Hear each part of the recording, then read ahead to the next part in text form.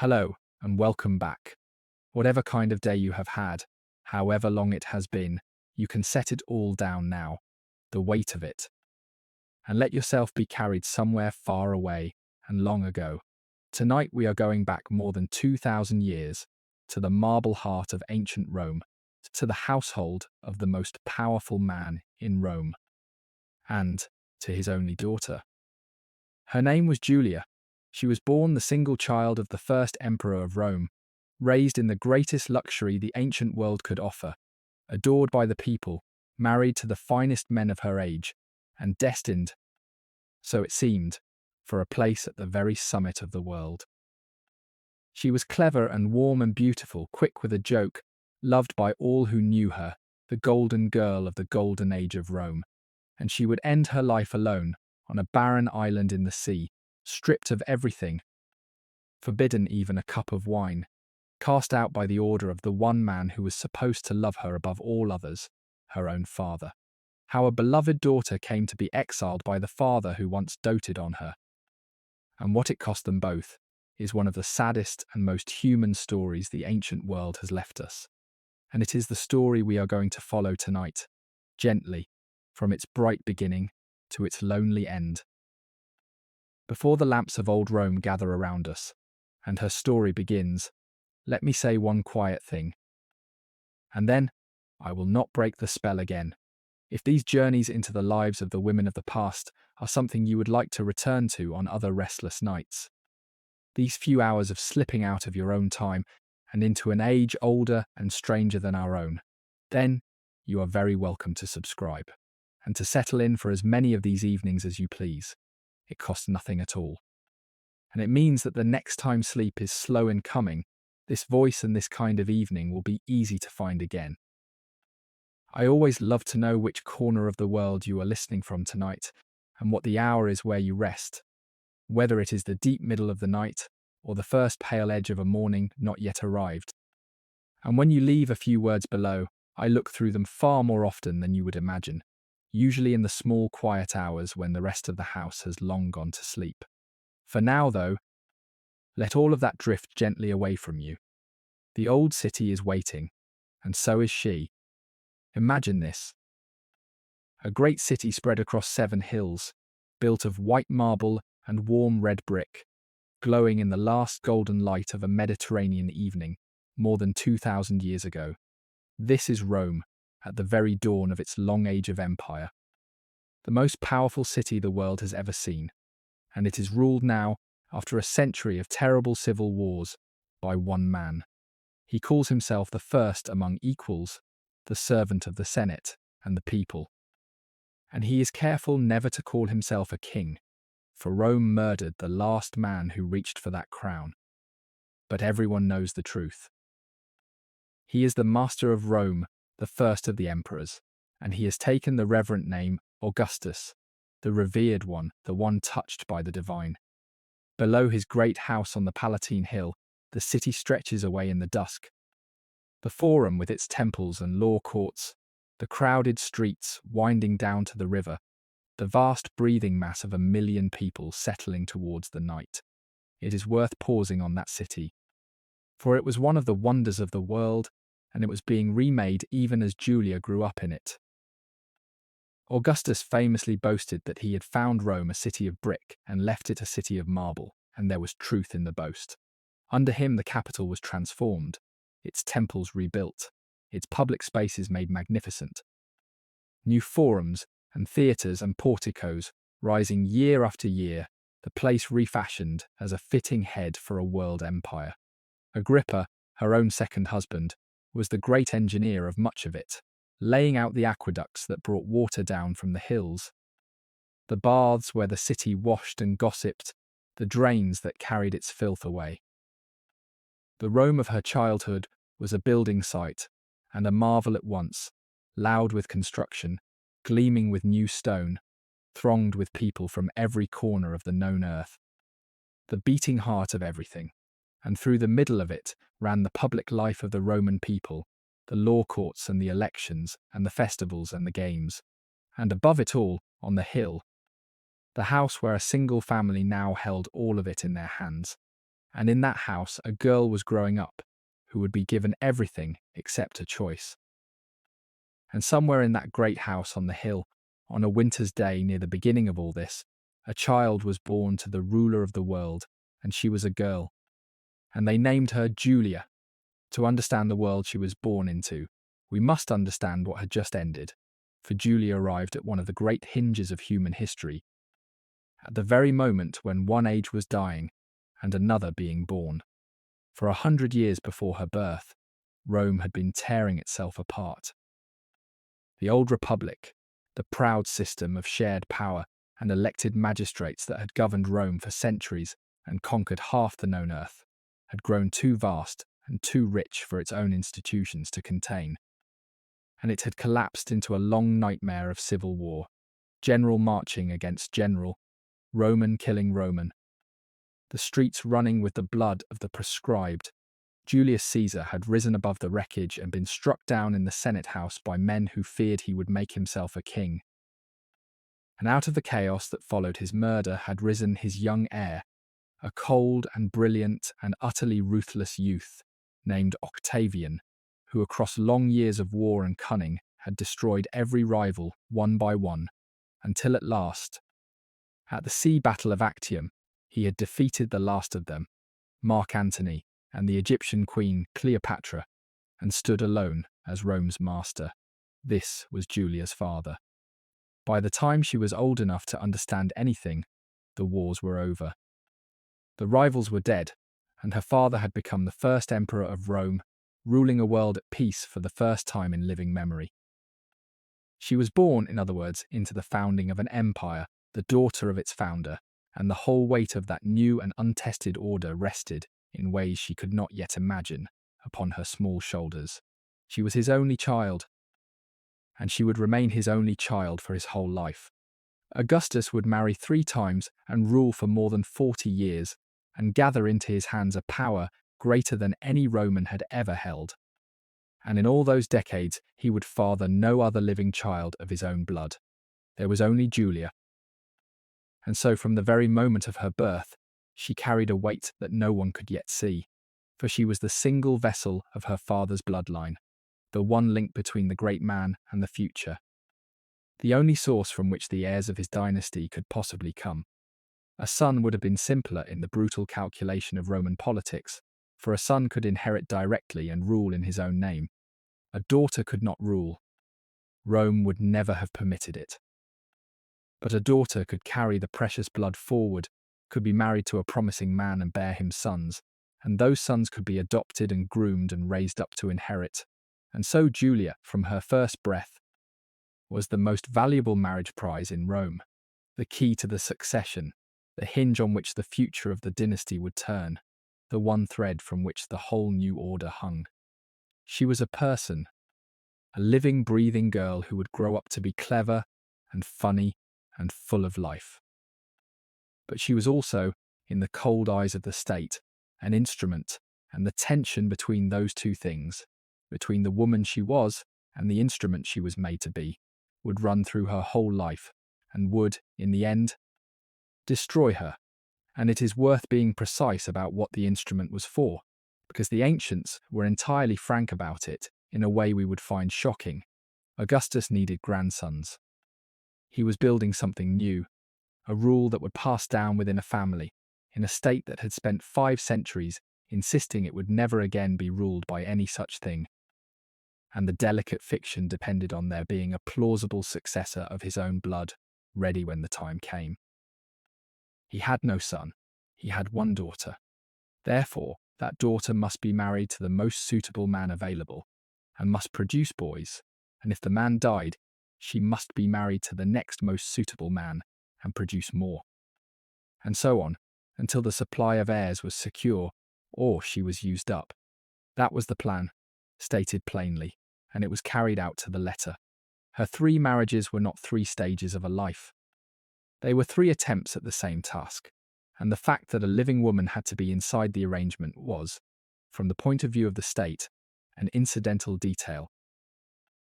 There is a detail about the very day of her birth that tells us, better than anything, the kind of world she was born into. On the day that Julia came into the world, or within a day or two of it, her father divorced her mother. Her mother was a woman named Scribonia, an older woman of good family, whom Octavian, as he then still was, had married for reasons purely of politics, to seal an alliance in the tangled wars of those years. He did not love her. By his own later account, he found her tiresome, and he complained of her nagging. And the moment she had served her purpose, the moment she had given him the child who might carry his line, he put her aside. He divorced Scribonia on the day of, or the day after Julia's birth, and almost at once he took a new wife, a young and beautiful noblewoman named Livia, whom he took from her own husband while she was pregnant with another man's child, and to whom he would remain married, by every account happily, for the rest of his life. So Julia entered the world in the very act of her parents' separation, handed almost at birth from her mother, who vanished from her daily life, into the household of a stepmother who was barely more than a girl herself. To understand why Scribonia was married and then so swiftly discarded, we must understand the savage marriage politics of the age into which Julia was born. For in those years, before Octavian had secured his final victory, marriages were made and broken with a speed and a coldness that can still astonish.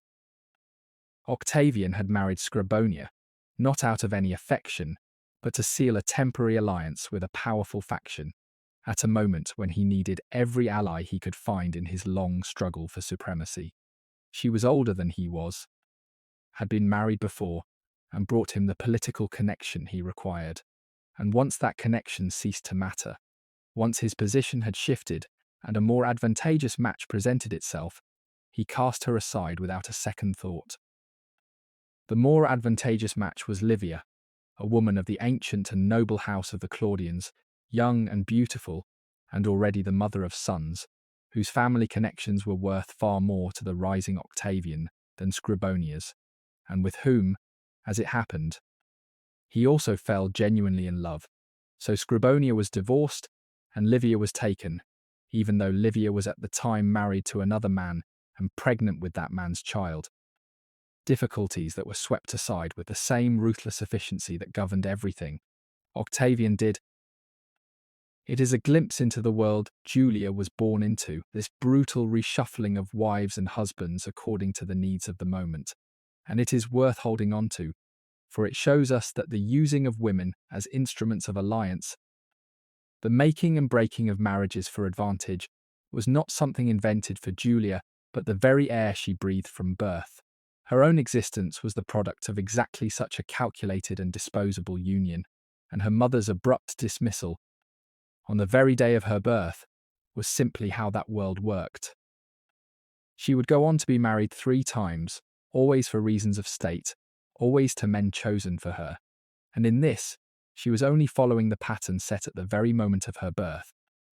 When her father exchanged one wife for another as casually as a man might change his cloak, it is a strange and rather chilling beginning, and it set the pattern of her whole existence, in which the bonds of love and family were always, in the end, subordinate to the demands of power.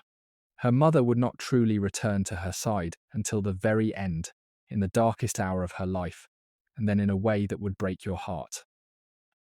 As for Livia, who took her mother's place in that household, we should be careful not to make of her the wicked stepmother of a fairy tale, for the sources give us no scene of cruelty between them, no quarrel, no unkindness recorded. What they give us instead is something colder and more plausible. 2 women, obliged to share a house for 40 years, whose interests were in direct and permanent opposition, and who seemed to have managed the situation with perfect surface courtesy and no warmth at all. But that is a long way off. For now, we are at the beginning, with a baby girl born to the master of the world, and a mother sent away, and a whole glittering, dangerous life waiting to unfold. So Julia grew up motherless in her father's house, or rather with a stepmother in place of the mother, sent away in the greatest and most watched household in Rome.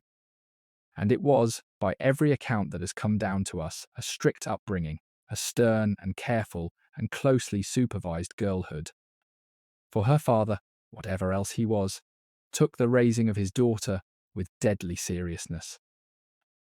Augustus was building, in these years, not only an empire, but an image, a whole vision of a restored and virtuous Rome, cleansed of the corruption and excess that he blamed for the terrible civil wars, returned to the stern old values of its ancestors.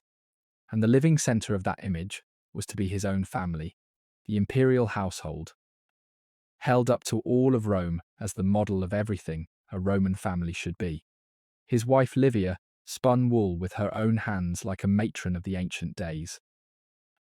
And his daughter Julia was to be raised as the perfect Roman girl, modest, obedient, industrious, chaste, the very picture of old-fashioned virtue. She was taught, therefore, the traditional accomplishments of a Roman noblewoman, and taught them rigorously.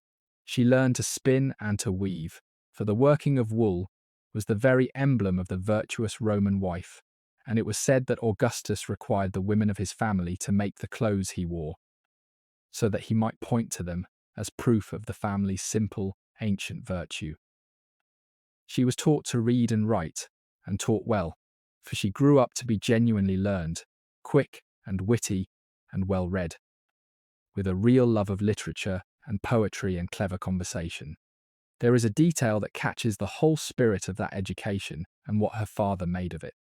Augustus, we are told, kept a record of what his daughter and his granddaughters did each day in a kind of household journal, so that nothing they did should escape him.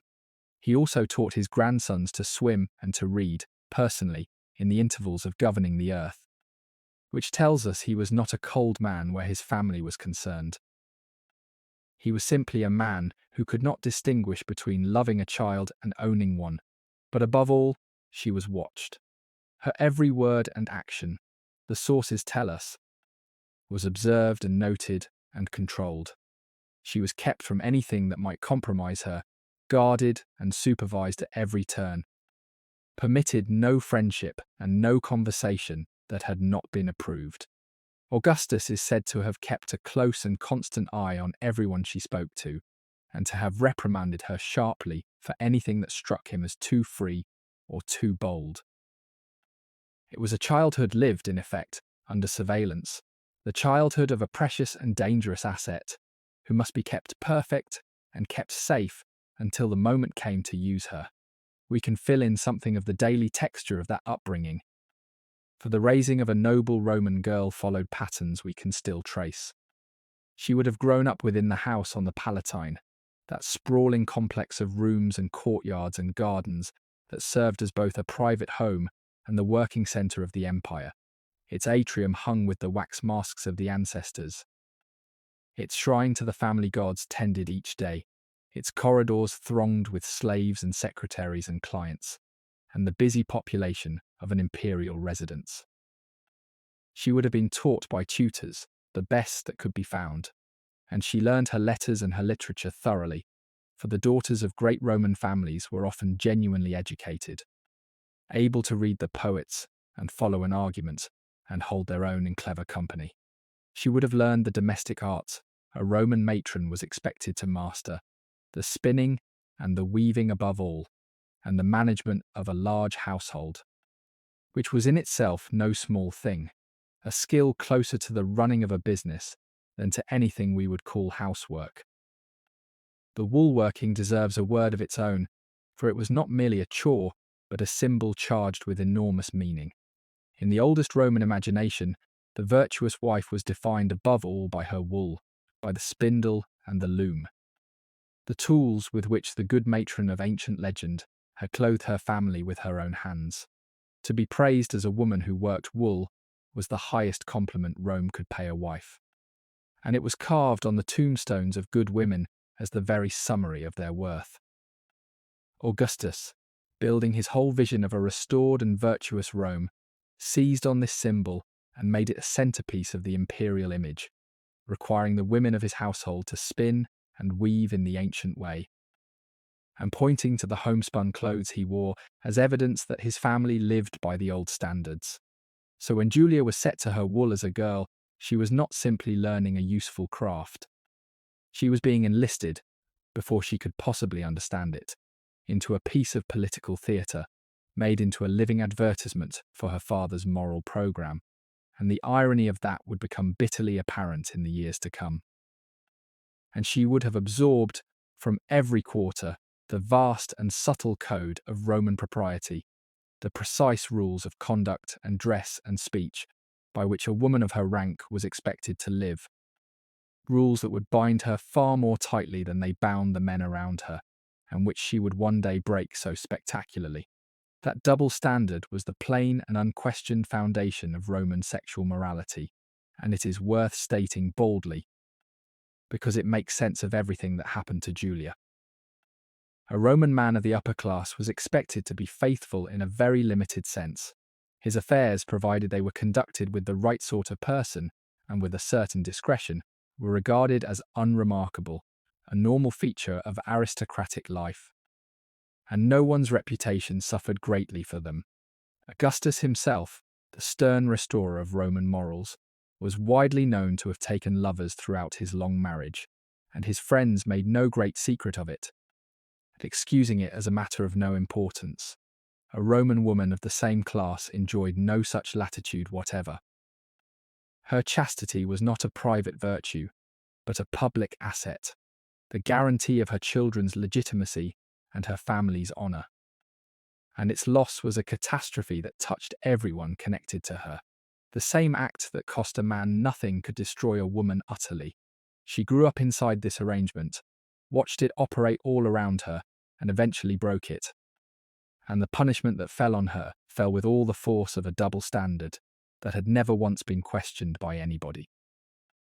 Presiding over the household, and over Julia's upbringing within it, was her stepmother Livia, and the relationship between these two women is one of the great unspoken threads of the story.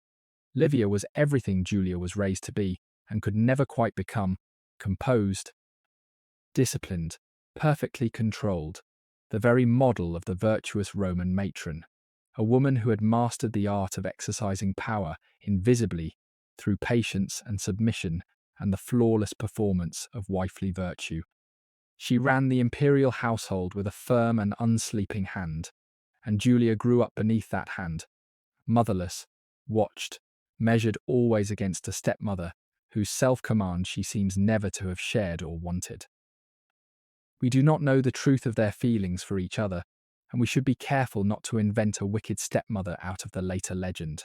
But we do know that Livia had her own sons, Tiberius and Drusus, and that those sons stood to gain enormously if Julia's own children could somehow be pushed aside from the succession. And so between the two women there ran, from the very start, a current of rivalry that no amount of household harmony could quite dissolve. She grew up, in other words, not only watched by her father, but overseen by a stepmother whose deepest interests were opposed to her own, in a house where nothing was ever quite as simple or as safe as it seemed. And yet, beneath all that control there grew a personality that the control could never quite flatten. For Julia was, by every account, irrepressibly her own person. She was warm and funny and full of life, quick with a clever remark, fond of company and laughter and beautiful things. The ancient writers, even the hostile ones, could not help but record her wit, and some of her sayings have come down to us across 2,000 years, sharp and dry and very human. There is a story that once, when she had appeared before her father in a rather daring and revealing dress and been met with his stony silence, she appeared the next day dressed with perfect modesty and embraced him, and he expressed his relief and pleasure at the change. And she replied that today she had dressed to be seen by her father, but the day before she had dressed to be seen by her husband. It is exactly the kind of remark, quick and knowing and just faintly scandalous, that seems to have been characteristic of her, and it shows us something the official image could never show: a real young woman, spirited and clever, chafing gently but persistently against the rigid mould into which she was being pressed. Notice, too, what the remark actually says underneath the joke. It says that she understood perfectly well what was being asked of her, that she saw the game, that she knew the difference between the modest daughter her father required for display and the desirable wife her husband required in private, and that she was quite capable of producing either on demand. It is not the remark of a frivolous girl. It is the remark of someone with a clear and rather cold eye for the machinery she was caught in, who had worked out young that she was expected to be several different women depending on who was looking, and who found that absurd enough to make a joke of it. There is a whole philosophy in that answer, and it is not a comfortable one for the man it was addressed to. Augustus, we are told, laughed. But he had been told something true about his daughter, if he had cared to hear it, which is that she saw exactly what was being done to her, and had decided, even then, to keep some private corner of herself out of his reach. We should try to feel the strangeness of her position, for it is the key to everything that followed. She was the most privileged girl in the world, surrounded by every luxury, adored by the people of Rome, who saw in the emperor's charming daughter a kind of living emblem of the golden age her father had brought. And she was, at the very same time, one of the least free people alive, watched and controlled, and directed at every turn, her whole existence bent to a purpose she had not chosen and could not refuse. She could have anything, and she could choose nothing. Every important decision of her life, whom she would marry, where she would live, what she would do, would be made for her by her father, according to the needs of the state, and her own wishes would count for nothing at all. It is a peculiar and painful kind of imprisonment, the imprisonment of the gilded cage, and Julia grew up inside it, and grew up, it seems, with a spirit too large and too lively for the cage to hold. To feel the full weight of her situation, we must understand how narrow the world was for a Roman woman, even a woman of the very highest rank. In law and in custom, a Roman woman was, throughout her life, under the authority of a man, first her father, and then, in effect, her husband. She could hold no public office and cast no vote. She could not command an army or govern a province, or speak in the Senate, or plead a case in the courts. The whole public sphere of power and glory, in which Roman men made their names and won their immortality, was closed to her as completely as a locked door. What a woman could do, she did indirectly, through the men of her family, by influence and persuasion and the quiet management of a household, and the ablest Roman women became mistresses of that indirect art, shaping the world from the private rooms in which it tried to confine them. And it should be said that Roman women were not the silenced and secluded creatures of some other ancient societies, for within their sphere they enjoyed a real freedom and a real respect that set Rome apart. A Roman matron of the upper class was not hidden away. She dined with her husband and his guests, went about the city, attended the games and the festivals, ran her household with genuine authority, and could own and inherit and manage property in her own name. The great ladies of Rome were public figures in their fashion, their virtues and their scandals, the talk of the city, their influence, exercised through their men, real and widely acknowledged. It was a paradoxical position, powerless in law and yet far from powerless in life, and the shrewdest women learned to work every inch of the ground it gave them, all of which makes her case the more striking, for she had more of everything than any of them. More wealth, more prestige, more importance, and less liberty than the humblest of them, because everything she did was watched by the man who owned everything. But even that limited and indirect power depended upon playing the game, upon working within the rules, upon never openly challenging the authority of the men who held actual power. And her tragedy was in part that she occupied the very highest and most constrained position of all, the daughter of the emperor, watched more closely than any woman in the world, precisely because she mattered more than any woman in the world, and yet given, in return for all that importance, not a shred of genuine freedom. There is a particular cruelty in that combination of supreme importance and supreme powerlessness, and it is worth dwelling on, because it is the engine of the whole tragedy. A poor woman in Rome, a shopkeeper's wife, or a freedwoman, had troubles enough, but she had, at least, a certain liberty in the small compass of her life. No one watched her. No one cared greatly what she did. She could take her pleasures and make her choices within the modest scope the world allowed her. She had no such liberty at all. All that she did mattered, because she was the emperor's daughter and the mother of his heirs. And so it was all observed and weighed and controlled. She had the wealth of an empire and the freedom of a prisoner. There is a phrase the Romans used of certain kinds of luxurious confinement, and it fits her exactly. She was kept, as a precious thing is kept. In a case, everything was provided and nothing was permitted. She had the finest clothes and could not choose whom to wear them for, the best education and no use to put it to, the most powerful family alive and not one member of it who would let her decide the smallest question about her own life. And because she was so valuable, the case was locked more securely than any other woman's in Rome. A less important daughter would have had more freedom, simply because less would have depended on her. The very fact that Julia mattered so enormously was precisely the reason she was allowed to matter so little as a person. This is the central and cruel paradox of her existence, and it explains, better than any moralizing about her character, why the story ended as it did. And she seems to have grown up with a nature that made this contradiction especially unbearable, for she was not, by temperament, a woman built for submission. She was clever, and she knew she was clever.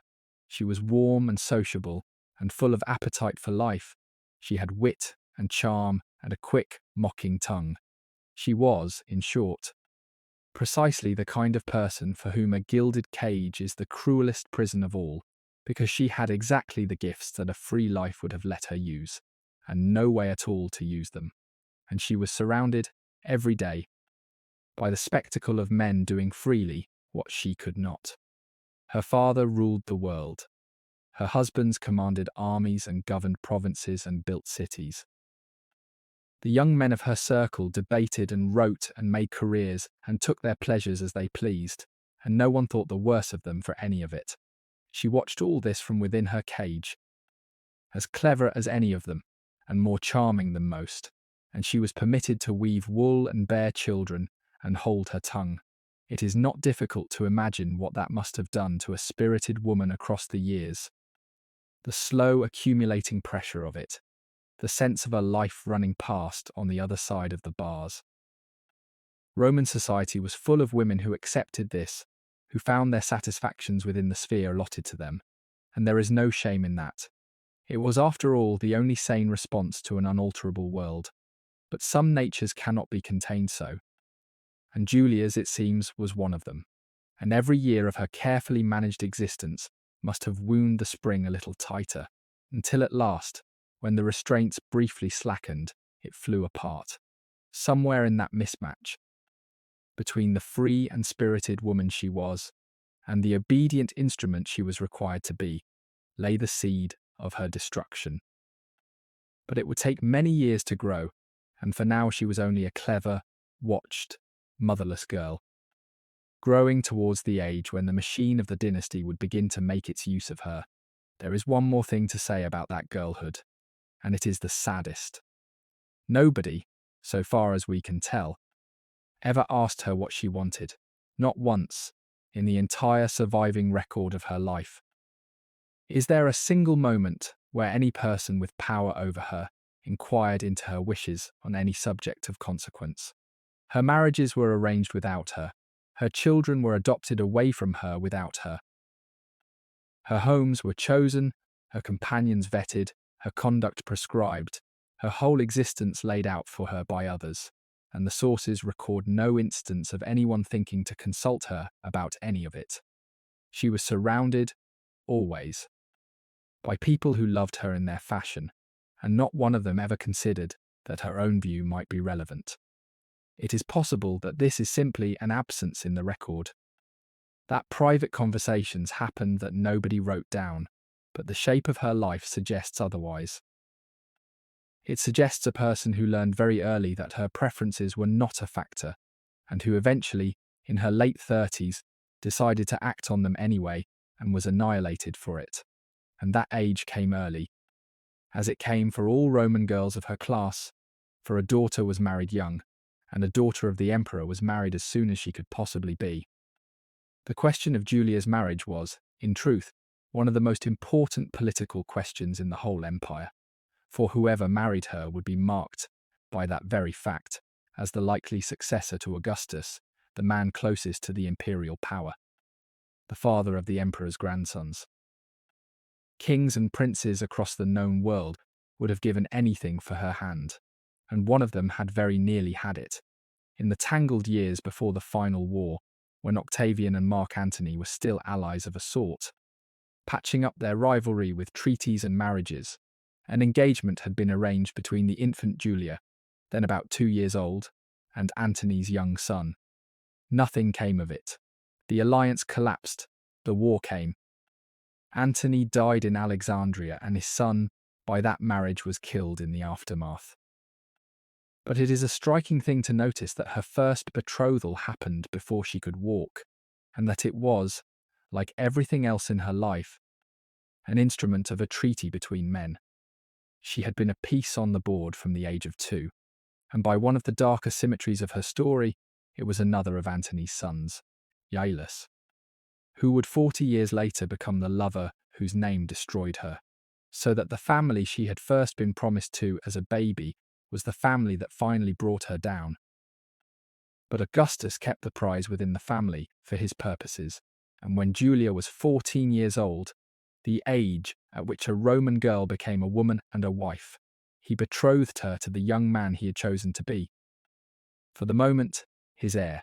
His name was Marcellus, and he was Julia's own first cousin, the son of Augustus's beloved sister Octavia, a handsome and charming young man of about 17, clever and well-mannered, and universally liked. And so, at 14, the Golden Girl of Rome was married for the first time, in a splendid ceremony that filled the city with rejoicing, though her father, by a strange irony that would echo through her whole life, was not there to see it. We should pause on that first wedding, for it was a major public occasion, a moment when the private business of the imperial family became a spectacle for the whole of Rome. And it tells us much about the world Julia inhabited. A Roman wedding of the highest class was an elaborate and beautiful thing, hedged about with ancient ritual. The bride would have worn the traditional dress, a plain white tunic, bound with a special knot that only her husband was to untie, and over it, a flame-coloured veil, the bright orange-yellow that marked a bride. And beneath the veil, her hair would have been dressed in the old sacred style, parted with the point of a spear into 6 locks. There would have been the taking of the omens at dawn, the joining of hands before witnesses, the words of consent, the feast, and then, as evening came, the great procession through the streets to the husband's house. The bride led by torchlight amid singing and laughter and the ancient ritual jests, carried across the threshold of her new home. For the daughter of the emperor, married to his chosen heir, all of this would have been staged on the grandest possible scale, a public celebration of the future of the dynasty, the streets thronged. The whole city rejoicing at the union of the 2 beautiful young people, on whom the hopes of Rome now rested, and underneath the joy the hard political meaning of the match was plain to everyone. To marry Julia was to be named in effect the heir apparent, for whoever fathered the emperor's grandsons stood closest to the imperial power. When Augustus chose Marcellus and married him to Julia, and began at the same time to advance the young man rapidly through the offices of state, all of Rome understood the message. This handsome, charming nephew was being groomed to succeed. It was a message that did not please everyone, and above all, it did not please Agrippa, the general, who had done more than any man to win Augustus his empire, and who now saw a mere youth being raised above him in the line of succession.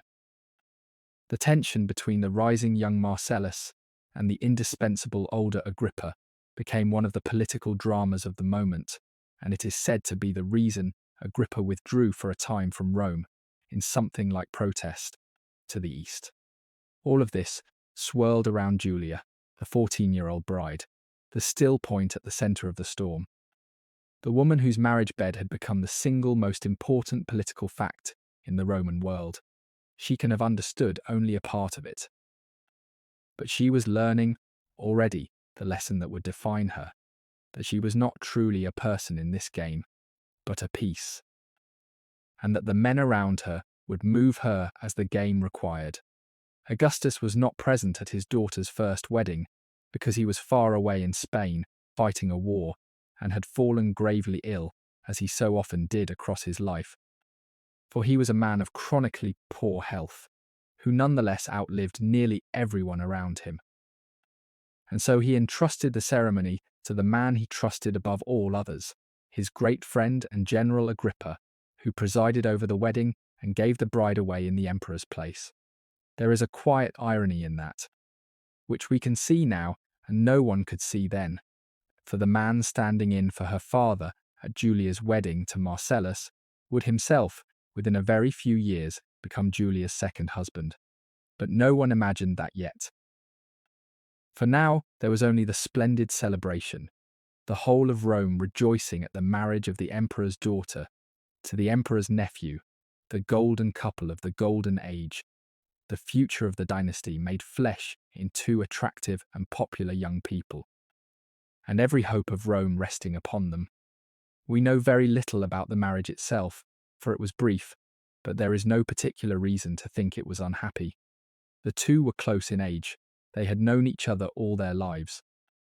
They were both young and charming and popular.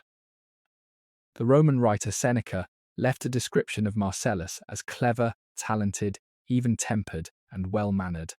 And it is easy to imagine that these two young people, thrown together by the calculations of the state, might have found real affection and understanding between them.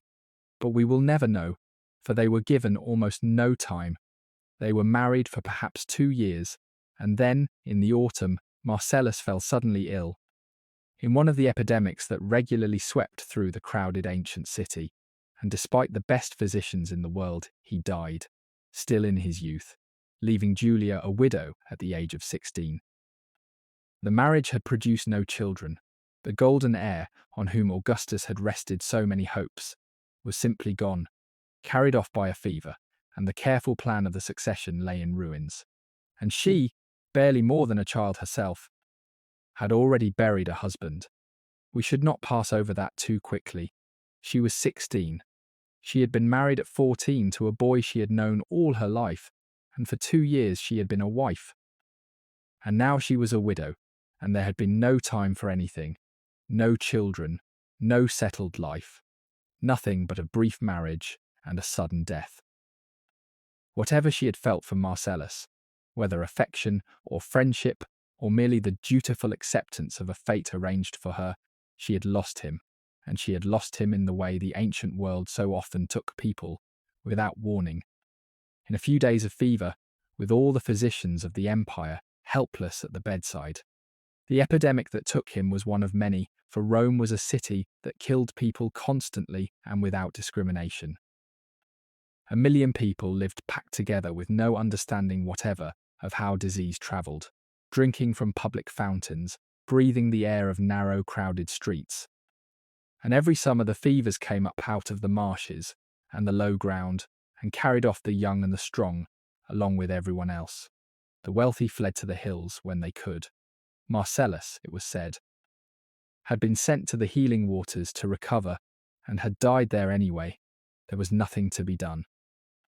The greatest physicians of the age had a handful of herbs, a theory of humours that was entirely wrong, and the sensible instinct to keep the patient warm and quiet. And beyond that, they were as helpless as anyone. This is the shadow that lay over every Roman family, from the emperors downward, that any person, however loved, however necessary, might be gone within the week, and no power on earth could prevent it. Augustus, who could command legions and remake the calendar and reshape the constitution of the world, could not save his nephew and would not be able to save his grandsons either. It was her first taste of the thing that would define her life, the discovery that everything could be taken away in a moment by forces she could not influence, and that no amount of privilege or position offered the smallest protection. She would learn that lesson again and again across the years to come, and she was learning it now, at 16. In a house full of official mourning for a young man on whom the hopes of Rome had rested, while the men around her had already begun, we may be certain, to calculate what should be done with the widow. Augustus, we are told, grieved deeply for Marcellus, and all of Rome grieved with him, for the young man had been genuinely loved. But grief could not be allowed to halt the machinery of the state. And above all, it could not be allowed to halt the urgent question of the succession, which Marcellus's death had thrown into crisis. Augustus had no son. Now he had no heir, and he had a widowed daughter of 16, the most valuable woman in the world, who must be married again, and quickly, to the man best placed to secure the future of the dynasty. Augustus thought hard about who that man should be, and in the end he chose, on the advice of his counselors, the one man in Rome whose loyalty and ability he trusted absolutely, the man who had stood in for him at Julia's first wedding, his oldest friend and greatest general, Marcus Agrippa. There was a famous piece of advice given to Augustus at this time, which catches the whole cold logic of the decision. His advisor Maecenas is said to have told him, of Agrippa, that he had made the man so great, so powerful, so indispensable, that there were now only two things he could safely do with him. He must either make him his son-in-law, or he must have him killed. A man that powerful could not be left to drift. He must be bound to the family, or removed. And so Augustus bound him to the family, and gave him Julia. Read that advice again, and consider where Julia appears in it.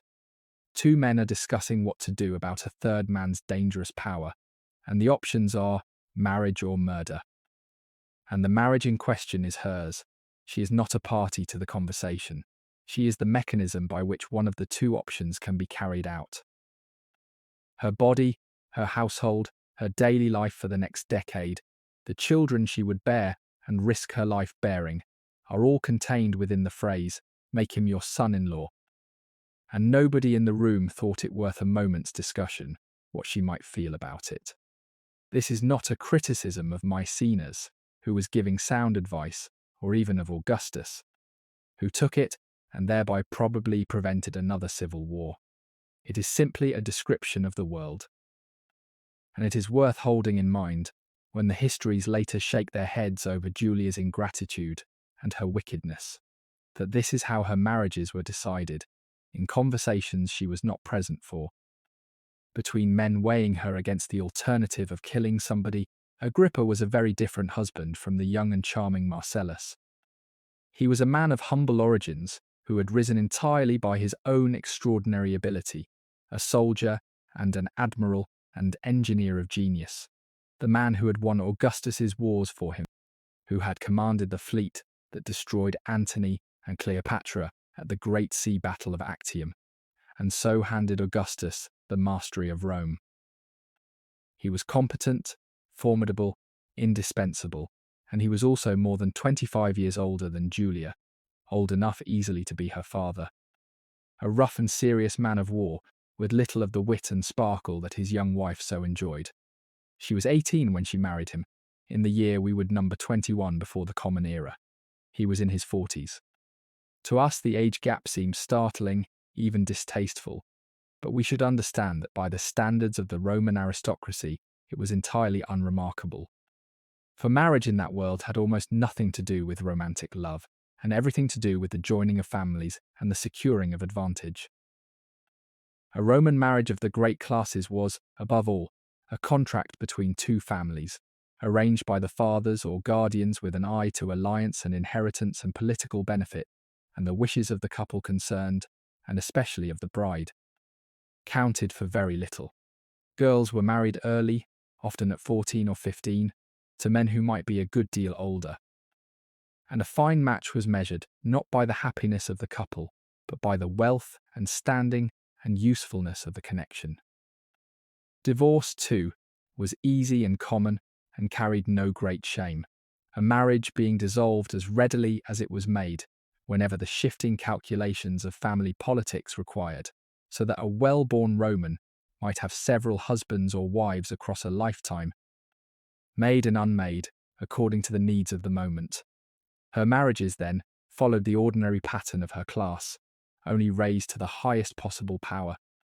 For she was not merely a piece in the marriage games of a great family, but the single most important piece in the marriage game of the ruling family of the world. Every one of her unions was a move in the vast, slow chess of the succession, and every one was made without the slightest reference to what she herself might want. She was married at 14 to secure one arrangement, widowed. Married again at 18 to secure another, widowed again, married a third time to secure a third, each time to a man chosen for reasons of state, each time surrendering her body and her life to a stranger for the convenience of her father's power. We can hardly imagine, from within our own world of choice and romantic love, what it must have been like to live so, to have every intimate decision of one's life made by others, to be handed from husband to husband like a deed of property. And we should keep it always in mind as we judge her. For the woman who finally rebelled against this endless using of her body was not rebelling against a single injustice, but against the entire shape of a life in which she had never once been permitted to choose. The interests of the new husband and wife, by all indication, could hardly have been more different. She loved poetry and parties and clever company, and Agrippa was a blunt soldier who had spent his years in camps and on ships. It was not, on the face of it, a promising match. And yet, in the hard terms by which Roman marriages were measured, it was a triumphant success, for above all else it was fruitful, and Julia gave Agrippa child after child. Agrippa deserves a fuller portrait, for he was one of the most remarkable men of the age. And the strangeness of his marriage to Julia only appears in its full light when we see him whole. He had been born to an obscure and undistinguished family, without wealth or ancestry, or any of the advantages that opened the way to power in Rome, and he had risen, purely by his own genius, to stand second only to Augustus himself in the whole empire. He was, above all, a soldier and a commander of extraordinary ability, the architect of Augustus's victories, the man who had actually won the battles while Augustus, who was no soldier, took the credit and the crown. It was Agrippa who had commanded the fleet at Actium and shattered the navy of Antony and Cleopatra, handing his friend the mastery of the world. That battle deserves a moment, for it is the event that made Julia's whole world possible. It was fought off the western coast of Greece, a sea fight between the fleets of Octavian and those of Mark Antony and the Egyptian queen Cleopatra, and it settled, in a single day, the question of who would rule the Roman world. Antony and Cleopatra fled the battle, and their cause collapsed. Within a year both were dead in Alexandria, and Octavian stood alone, master of everything from Spain to Syria, with no rival left alive to challenge him. Julia was a small girl when it happened, perhaps 8 years old, too young to grasp what had occurred, but everything about her life flowed from that day. Because of Actium, her father became Augustus. Because of Actium, she became the single most valuable marriage prize alive. And by one of those turns that make history seem almost deliberate in its ironies, the man who had won that battle would become her second husband, and the son of the man who lost it, Iulus Antonius, would become the lover whose name helped destroy her. The whole of her life, its glory and its ruin alike, was written in the outcome of that one afternoon at sea. But he was also far more than a soldier. He was a great builder and engineer who transformed the city of Rome, constructing aqueducts and baths, and the first version of the great domed temple we still call the Pantheon. And he oversaw the drains and the water supply, and the practical fabric of the capital with the same tireless competence he brought to war. He was, in short, a man of solid, immense, unglamorous ability, loyal and formidable and utterly indispensable, and he was also, by all accounts, blunt, serious, and rather rough. A self-made man of the camps with little taste for the poetry and wit and glittering society that his young wife so loved, To marry such a man to a lively and cultivated girl in her late teens was, on the human level, an act of some cruelty, though no one at the time would have seen it that way, for the human level was not what mattered.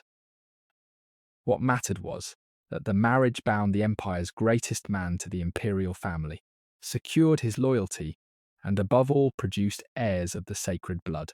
And produce them it did. Whatever Julia and Agrippa lacked in shared interests, they did not lack in fertility. And across the 11 years of their marriage, Julia bore him 5 children, a remarkable record, and each of those children was a piece of pure gold in the eyes of Augustus, a fresh carrier of his line into the future. We should not perhaps assume that the marriage was wholly miserable, simply because the pair were mismatched in age and taste. There may have been real respect between them, even affection. She travelled with Agrippa on his great missions across the empire and bore his children steadily. And there is no record of open conflict between them. But it is hard to believe that a woman of Julia's temperament found deep companionship in a husband old enough to be her father, forever absent on the business of the state. And it is in these years, the long years of her marriage to the aging and absent Agrippa, that the first shadows of what was to come begin to gather. Over the years of their marriage, she bore Agrippa 5 children, and it is worth naming them, for they would become the whole future of the Roman world, and their fates would shape and shadow the rest of Julia's life. First came 2 sons, Gaius and Lucius, and Augustus was overjoyed, for here at last was his own blood carried into a new generation. And he adopted the 2 little boys as his own sons, gave them the name Caesar, and marked them out at once as his heirs, the future emperors of Rome. Then came 2 daughters, one named Julia after her mother, and one named Agrippina, who would grow up to be a formidable woman in her own right, and to be the mother of an emperor, the mad and terrible Caligula. And last of all came a 3rd son, born after his father's death, and so named Agrippa Postumus, the posthumous one. 5 children in all, the grandchildren of Augustus, the seed of the dynasty. And with each birth, we may be sure her father's joy was very great, and her own position grew both stronger and more constrained. Stronger, because a woman who had given the dynasty its heirs had done the one thing the dynasty required, and could not easily be set aside. More constrained because those children were not really hers at all. The 2 boys were formally adopted by Augustus, taken out of their own father's family and into his, given the name Caesar, and raised under the emperor's own eye as the princes of the imperial house. She had borne them, Augustus would shape them. She was, in the most literal legal sense, no longer their mother in the way that mattered, for a Roman child belonged to the family of the man who held authority over it, and that man was now her father, not her husband, and certainly not her. She had performed her function, and the products of that function had been transferred to their true owner. It is a chilling way to describe the birth of children, and it would be unfair to suppose there was no ordinary maternal love in that household, but the legal and political reality was exactly that cold, and Julia lived inside it. Through these children, Julia became something more than a daughter and a wife. She became the mother of the imperial future, the woman from whom all the emperors to come would descend. It is worth lingering on what became of them, for their fates form a kind of dark chorus to their mothers, and almost everyone would come to grief. The 2 boys her father had adopted, the designated heirs, would both be dead before they reached 30, carried off far from home, one by illness and one by a wound, shattering all of Augustus's careful plans. The elder daughter, named Julia after her mother, would grow up to repeat her mother's fate almost exactly, caught in adultery, condemned under the same harsh law, and banished to a lonely island to die in exile, as though the curse ran in the blood. The younger son, Agrippa Postumus, born after his father's death, would grow into a violent and troubled young man, disowned and banished by his own grandfather, and killed in the first days of the new reign. Only one of the 5 would find a kind of greatness, and it was a terrible kind, the younger daughter, Agrippina, who inherited her mother's spirit and her grandmother's iron will, and who would become one of the most formidable and dangerous women in all of Roman history. The mother of the Emperor Caligula and the grandmother, through her own line, of much of what came after. There is something almost consoling in Agrippina. If you look at her the right way, she was her mother's daughter in every respect that mattered. Proud, fierce, entirely unwilling to be managed, possessed of a courage that everyone who met her remarked upon. But where Julia's rebellion took the form of pleasure, Agrippina's took the form of politics, and she fought the men of her family openly for her husband and for her sons, with a ferocity that terrified them. It did not save her. She too was banished to an island, to Pandateria itself, and she too was starved to death there. And the histories that record it cannot quite conceal their admiration for the sheer, unbroken defiance of the woman. 2 generations, the same rock, the same slow killing. But between them, they produced almost every emperor that followed, and their blood sat on the throne of the world, long after the men who destroyed them were ash. It is a strange sort of victory, won entirely posthumously and at unbearable cost. And it is the only kind that women in that family were ever permitted. Through Agrippina, above all, the blood of Julia would flow down into the imperial house and shape the destiny of Rome for generations. But that was far in the future. For now they were only children, 5 small carriers of the sacred blood, and their mother, bearing them one after another, can have had no notion of the sorrows that awaited almost every one of them, or of how closely her own fate would be mirrored in theirs. And yet her marriage to their father was, for much of its length, a lonely one, for Agrippa was constantly away, governing provinces and fighting wars across the empire, from Gaul to the east, and Julia was often left alone in Rome, a young and lively and much admired woman, with her husband at the far edge of the world. She did travel with him sometimes to the provinces, and there are glimpses of her in these years, moving through the wider empire at the side of its greatest general, a grand and glamorous figure, the emperor's daughter, honoured and celebrated wherever she went.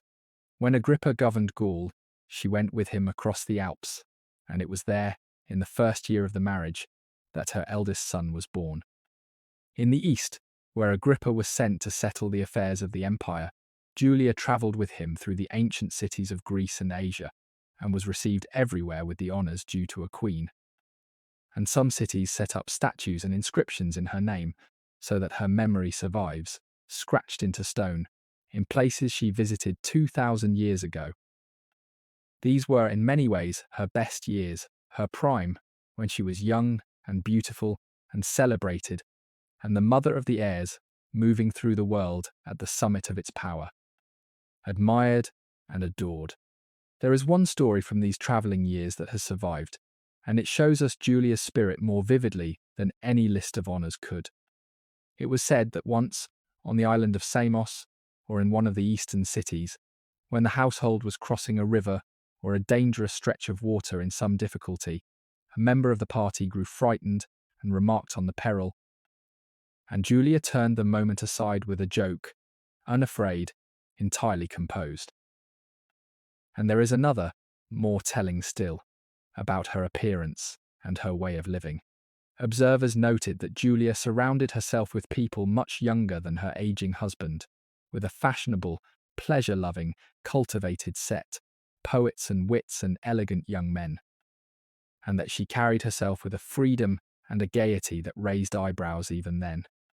When someone once expressed surprise that her children so closely resembled her staid husband Agrippa, given the company she kept, she is said to have replied, with breathtaking coolness, that she never took on a passenger unless the ship was already full, meaning that she was careful never to risk conceiving a child except when she was already safely pregnant by her husband. It is a shocking remark, knowing and unabashed, and quite without shame, and whether or not she ever actually said it, its survival tells us how she was remembered, as a woman of wit and appetite, and a certain reckless honesty, utterly unlike the demure matron her father wished her to be. These stories, and others like them, give us a Julia quite different from the tragic victim, and we should hold both pictures in our minds at once. For both are true. She was a victim of her position, used and controlled, and denied all real freedom. But she was also, within the narrow scope she was allowed, a vivid and forceful and even formidable presence. A woman who made her mark, who was loved by the people and admired across the empire, who refused to be merely the silent instrument the state required, and who insisted, in her wit and her style and her manner of living, on being unmistakably herself. There is something magnificent in that insistence. Even though it would destroy her, she would not disappear into the role that was written for her. She would not become a second Livia, a flawless mask of wifely virtue. She was Julia, the emperor's daughter, and she meant to live. And the tragedy of her story is not that she was weak, but, in a sense, that she was too strong, too alive, too much herself, for the cage she had been born into. And yet, even here there is a shadow, for she was still always doing what she had been told, living the life her father had arranged for her. Married to a man old enough to be her father, whom she had not chosen, and with whom she seems to have shared very little beyond the children they made together.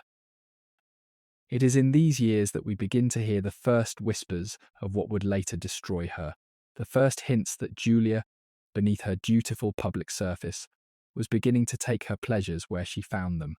The ancient writers, who were mostly hostile to her, tell us that even during her marriage to Agrippa, she had begun to take lovers. And one name in particular is mentioned, a young nobleman named Sempronius Gracchus, who is described as a persistent and long-lasting attachment. How much of this is true, and how much is the invention of later writers eager to blacken her name and to explain her eventual downfall, we cannot now say.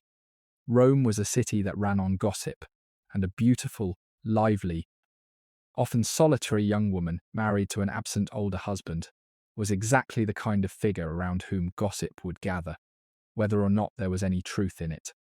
But there does seem to have been, in Julia, a growing restlessness, a growing willingness to reach for a life of her own beyond the narrow bounds her father and her marriages allowed her, and it is not hard to understand why.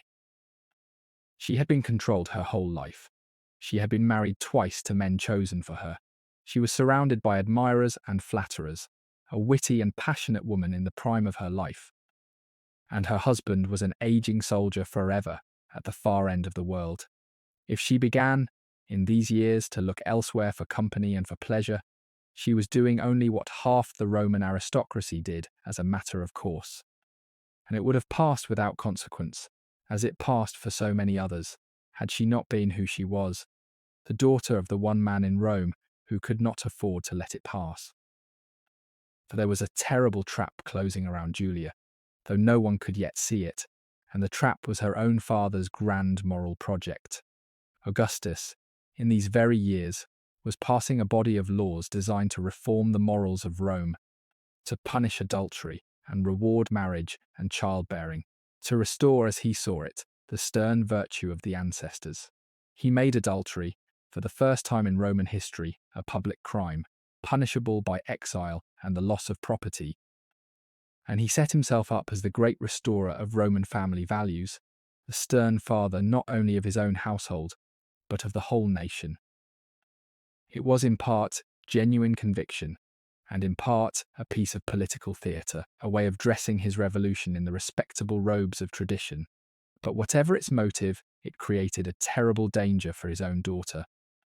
For it meant that the very behaviour half the aristocracy indulged in freely had become, in Julia's case, not merely a private matter, but a public crime, and a crime that struck at the very heart of everything her father was trying to be.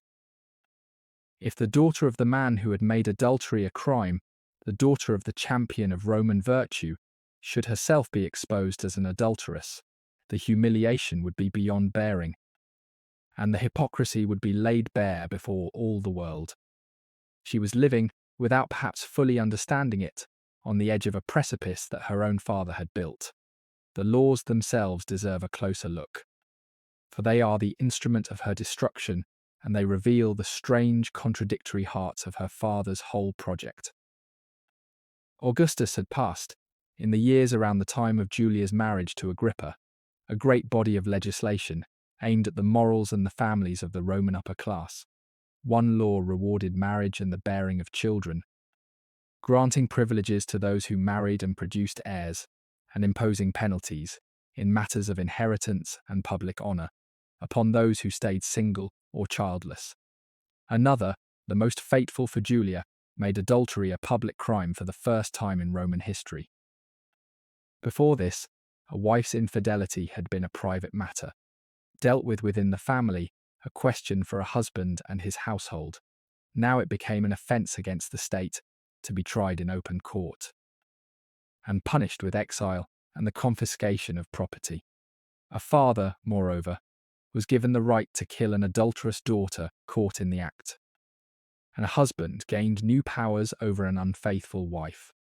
The whole apparatus was designed to force the Roman aristocracy back to the strict sexual morality of the ancestors, or at least to the appearance of it, and to make the imperial family the shining example of the new order. The bitter irony, which history has never tired of pointing out, is that these laws were called the Julian laws, after the family name that Augustus bore and that his daughter shared, so that the very legislation under which Julia would be condemned carried, in effect, her own name. And there is a deeper irony still, for the whole moral crusade was, at the level of the aristocracy it was aimed at, very largely a failure.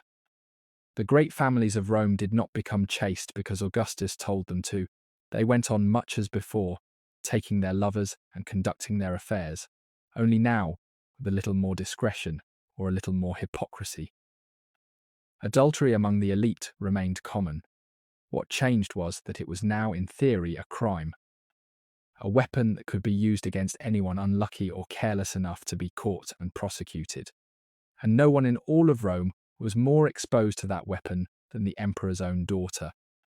For if the great restorer of Roman virtue could not keep his own household in order, if the family held up as the model, for the nation was itself rotten at the core, then the entire moral pretension of the regime would collapse into ridicule. She was not, in other words, merely breaking a law. There is one more dimension to this that deserves saying plainly.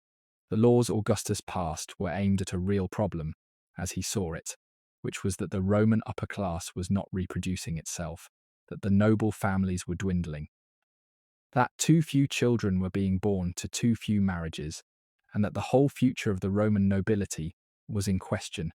His remedy was to make marriage and childbearing compulsory in effect, rewarding those who complied and punishing those who did not, and to buttress the scheme with a moral crusade against adultery.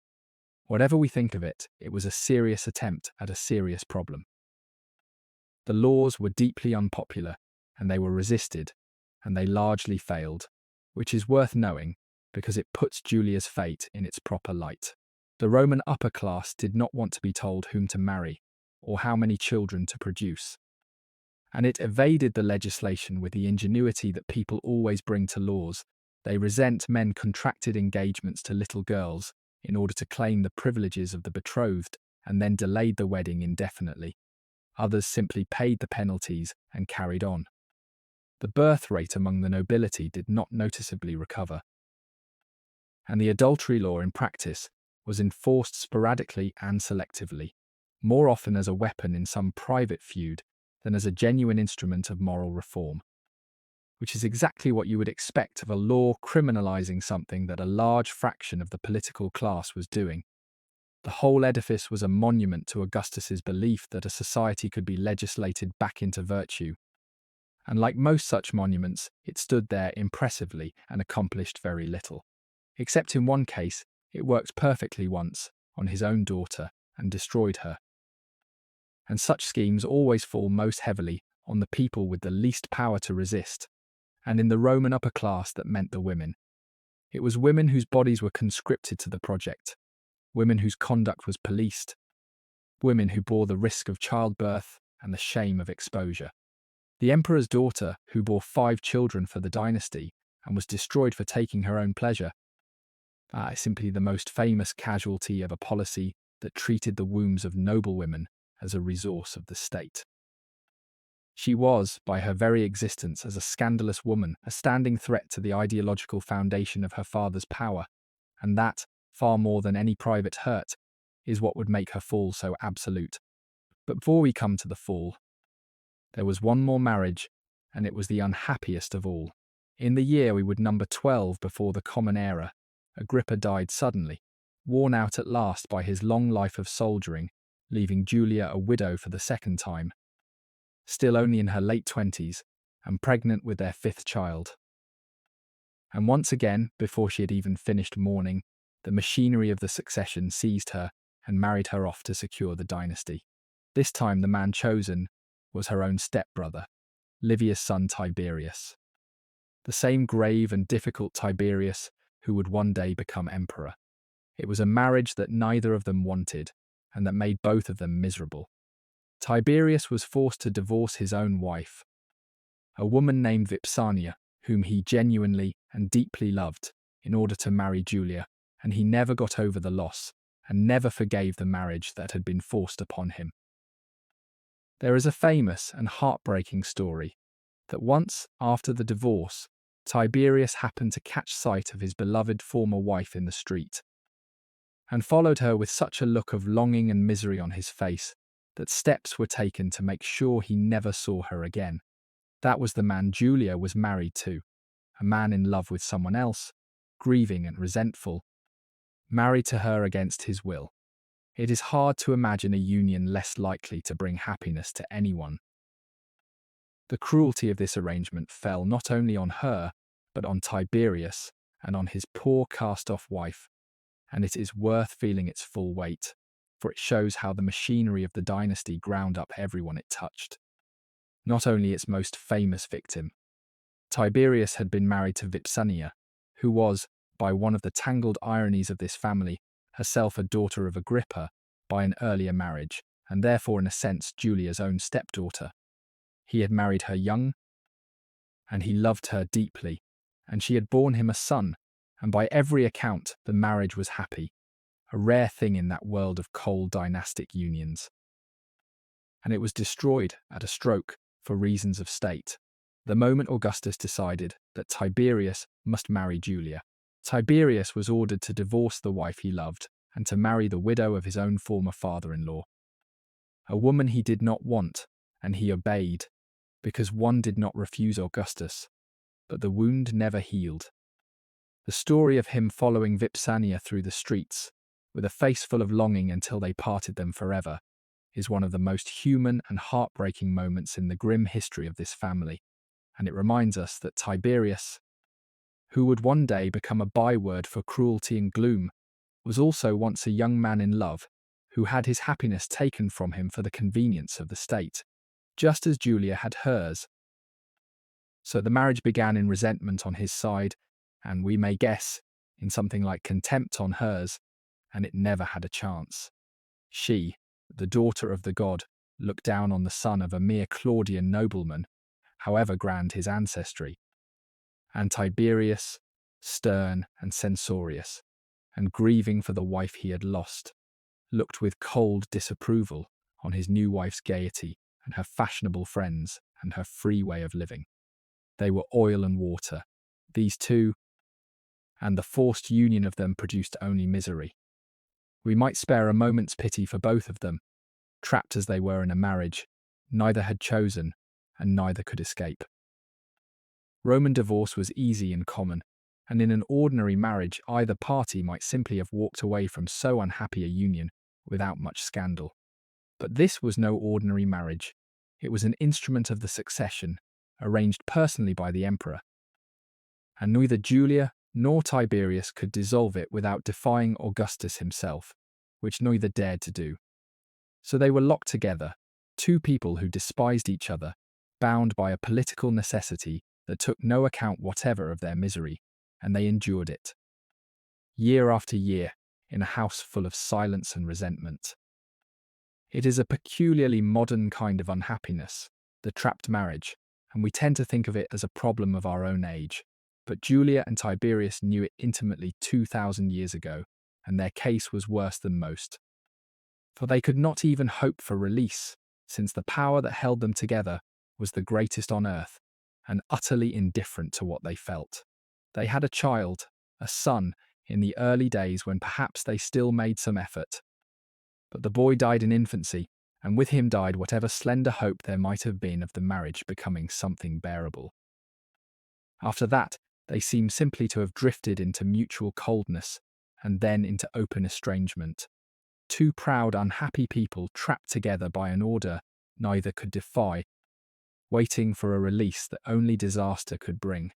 And when Tiberius at last could bear it no longer and fled to Rhodes, abandoning his career and his marriage and his place in Rome, he abandoned Julia in the city, formerly still his wife, but in reality alone, a married woman without a husband, in the dangerous prime of her life, with nothing left to restrain her, and it seems less and less inclination to be restrained. What that withdrawal to Rhodes actually did to her position is the thing to understand, and it is rarely spelled out. A Roman matron standing rested on her husband. He was her protection, her advocate, the person whose interest it was to defend her name. And the household she governed was his. Remove him, and a woman of Julia's rank stood in a peculiar and dangerous limbo, still married, and therefore bound by every obligation of a wife, but with no husband present to shelter her from anything. She could not remarry. She could not be divorced except by his word or her father's. She had no household of her own to preside over, no public function to perform, and no man with any reason to stand between her and the whispers of the city. Everything that would ordinarily have anchored a woman in that society had been quietly removed, and she was left exposed on all sides, watched by everyone and defended by nobody, in a court where the two people with real power over her fate were a stepmother whose son's future her children obstructed, and a father who had never in her life asked her what she wanted. It was in retrospect exactly the situation in which a scandal was certain to happen, and it had been created entirely by the men who would later profess themselves so astonished by it. And so we come to the scandal, and to the fall, the catastrophe that has fixed Julia's name in history forever. With Tiberius gone to Rhodes and her marriage in ruins, Julia seems in these years to have thrown off the last of her restraint. The affairs that had perhaps been whispered of before now became, by every account, open and brazen, and impossible to ignore.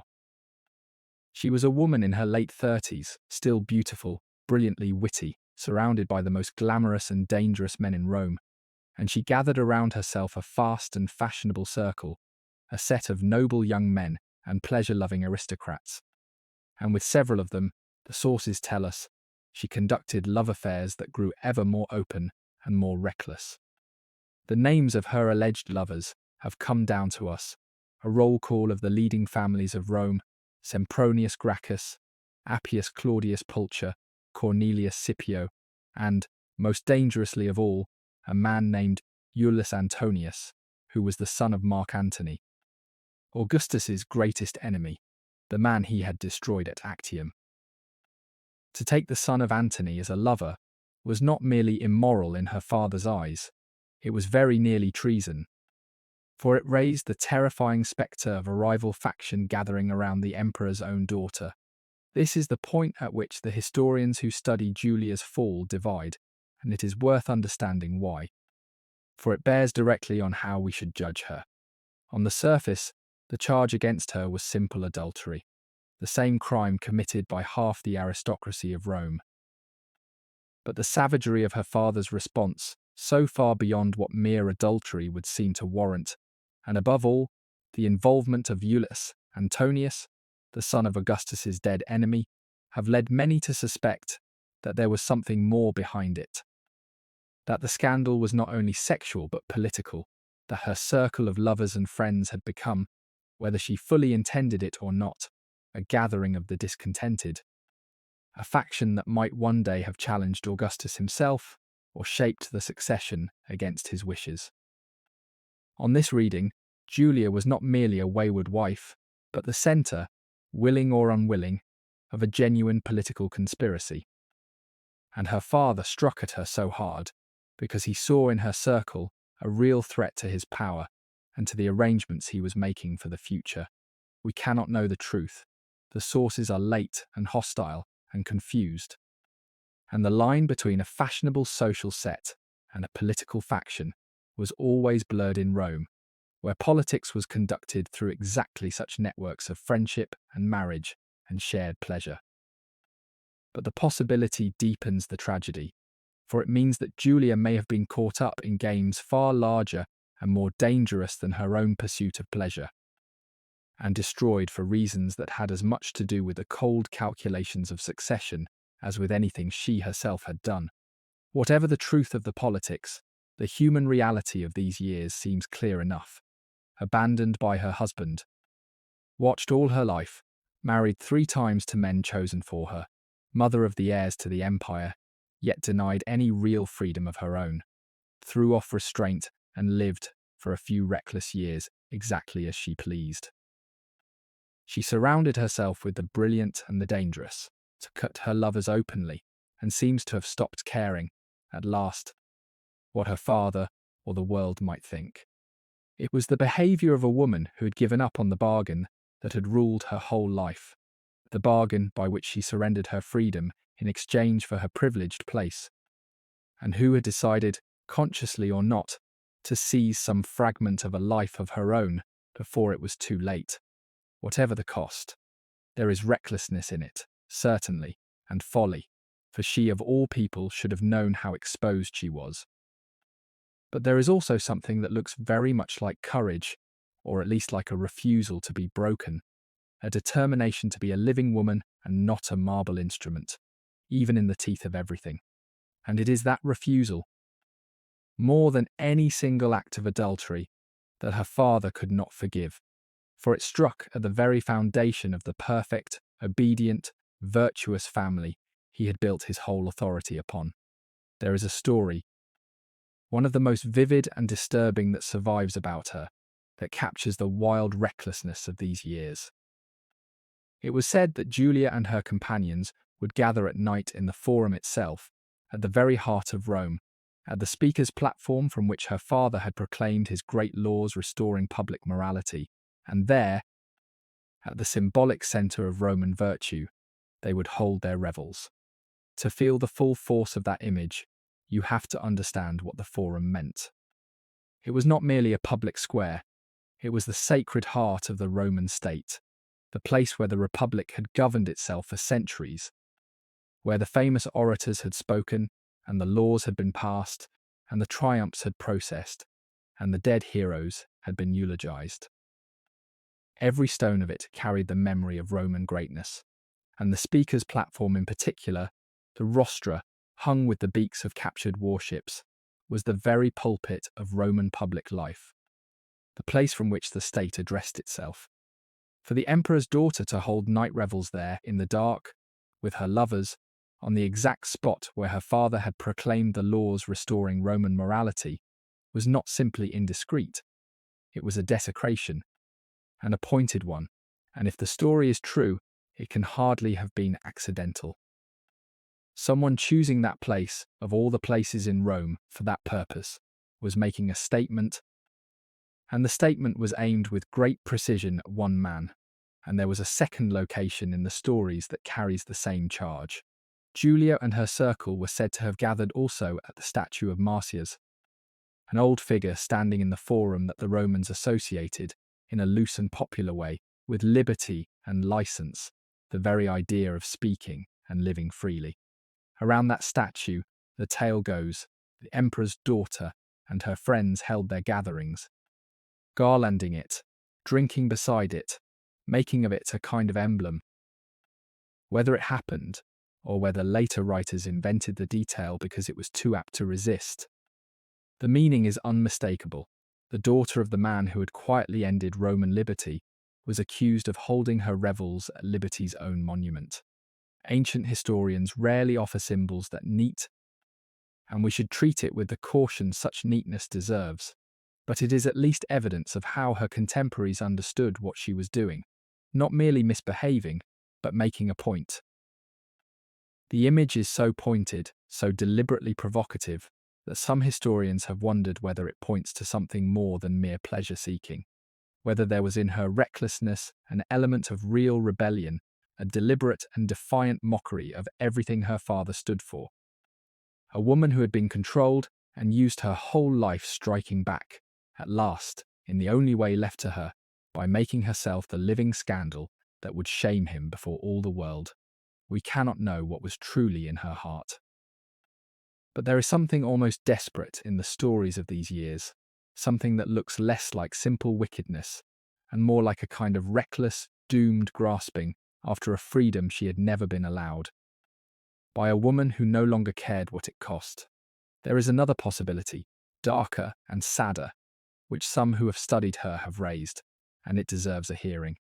It is that by this point she had ceased, in some fundamental way, to care what happened to her at all. Consider what her life had become. She was in her late 30s. She had been married 3 times to men she had not chosen. The third had abandoned her and fled the country rather than live with her.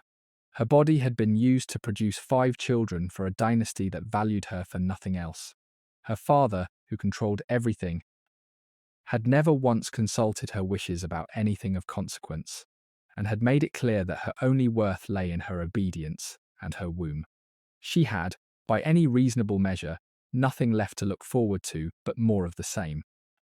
An old age of managed dignity in a family that regarded her as an instrument. And she had watched, all her life, what the alternative looked like, for her stepmother was living it in the same house. A woman who had made herself perfectly agreeable and perfectly invisible for 50 years, and had, by that means, become the second power in the empire. Perhaps Julia looked at that, and decided she would rather be ruined. Perhaps she never framed it so clearly, and simply found, one evening among friends, that she no longer had it in her to go home early. People in that condition sometimes stop calculating. They stop weighing consequences, because the future they are protecting is not one they want. If that is what happened to Julia, then her recklessness was not appetite at all, but something closer to despair wearing the mask of pleasure, and the wild nights in the forum were less a revel than a kind of cry. And for a while, extraordinarily, her father did not know. This is one of the strangest parts of the whole story, that the most watchful man in Rome, the man who had controlled his daughter's every movement since childhood, who had spies and informers throughout the city, remained for a long time entirely ignorant of what his daughter was doing, even as it became common knowledge across Rome. It was said, later, that everyone in the city knew of her affairs except the one man who most needed to know, her father, and that people marveled that a ruler who knew everything that happened in his vast empire could be so blind to what was happening in his own house. Perhaps he did not want to know.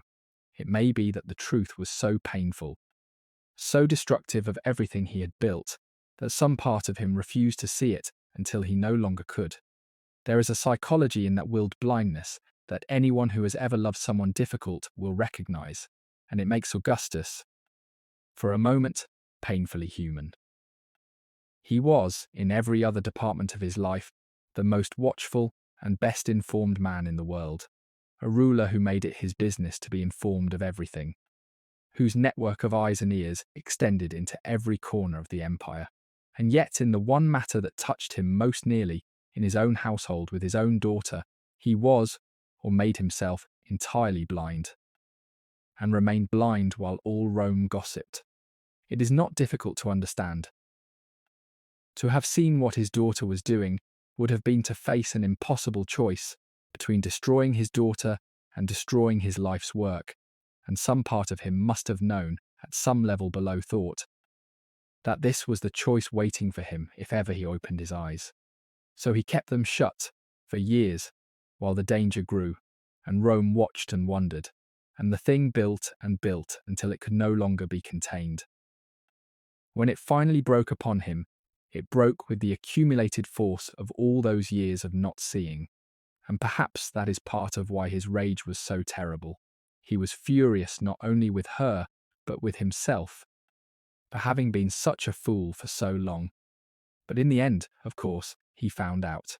In the year we would number 2 before the Common Era, the truth was finally laid before Augustus, in full and undeniable detail, and the revelation shattered him. There is a question, which we cannot answer, but cannot ignore, of whether Julia was betrayed, and if so, by whom. We do not know exactly how the discovery came, whether through an informer, or a political enemy of Julia's circle, or through the machinations of Livia, who had her own reasons to wish the emperor's daughter destroyed, since Julia's son stood between Livia's son Tiberius and the throne. But however it came, the blow, when it fell, was total. Augustus was not merely a father learning of a daughter's infidelity, painful as that would be for any father. He was the emperor who had made adultery a crime, the great restorer of Roman virtue, the man who had held up his own family as the model for the nation, and now his own daughter, the very centre of that model family, stood revealed as the most notorious adulteress in Rome, guilty many times over of the exact crime he had made punishable by law. The hypocrisy, if he did nothing, would be devastating. The humiliation was already beyond measuring. And there was worse, for tangled up with the adultery were the darker threads of possible treason, the involvement of Antony's son, the suggestion that Julia's circle was becoming a focus of political opposition. Augustus was faced with the ruin of his daughter, the mockery of his life's work, and the possible threat of conspiracy all at once and all within his own household.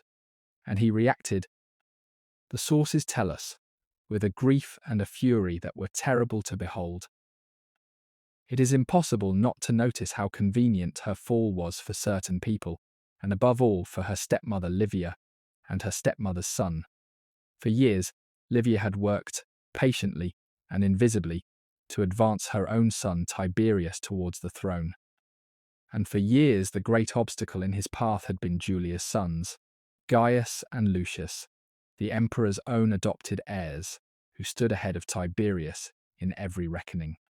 Her disgrace did not directly remove those boys, but it shattered the standing of their mother, threw the whole Julian side of the family into confusion and dishonour, and drove Tiberius's great rival, the faction gathered around Julia, into ruin. Within a few years, moreover, both of her elder sons would be dead, and Tiberius, recalled at last from Rhodes, would stand alone as the heir. It would be too much to say, on the evidence we have, that Livia engineered the fall. That is the stuff of legend and suspicion, rather than of proof. But it would be equally naive to imagine that the ever-watchful Livia, who missed nothing and forgot nothing, played no part at all in the destruction of the woman whose children stood between her own son and the mastery of the world. At the very least, when the blow fell, it fell in a direction that served Livia's deepest interests perfectly, and there were those in Rome, then and later, who did not believe that was entirely a coincidence.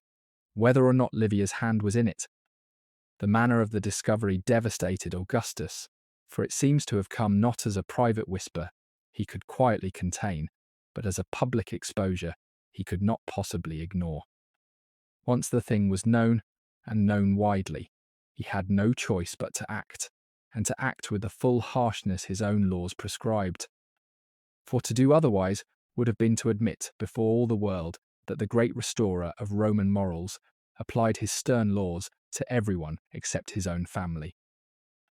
He was trapped by his own legislation, caught in the machinery he himself had built, forced to destroy his own beloved daughter in order to preserve the moral authority on which his whole regime depended. There is a terrible logic to it, and Augustus, who was nothing if not logical, followed that logic to its bitter end, even as it broke his heart.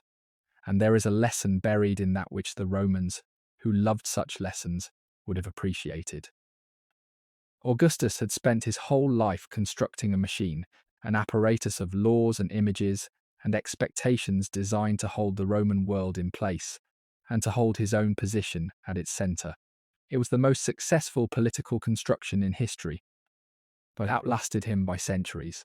But a machine of that kind, once built, will run without regard for its builder, and in the end it ran over his own daughter, and he could not stop it, because to stop it would have been to admit that it was a fraud.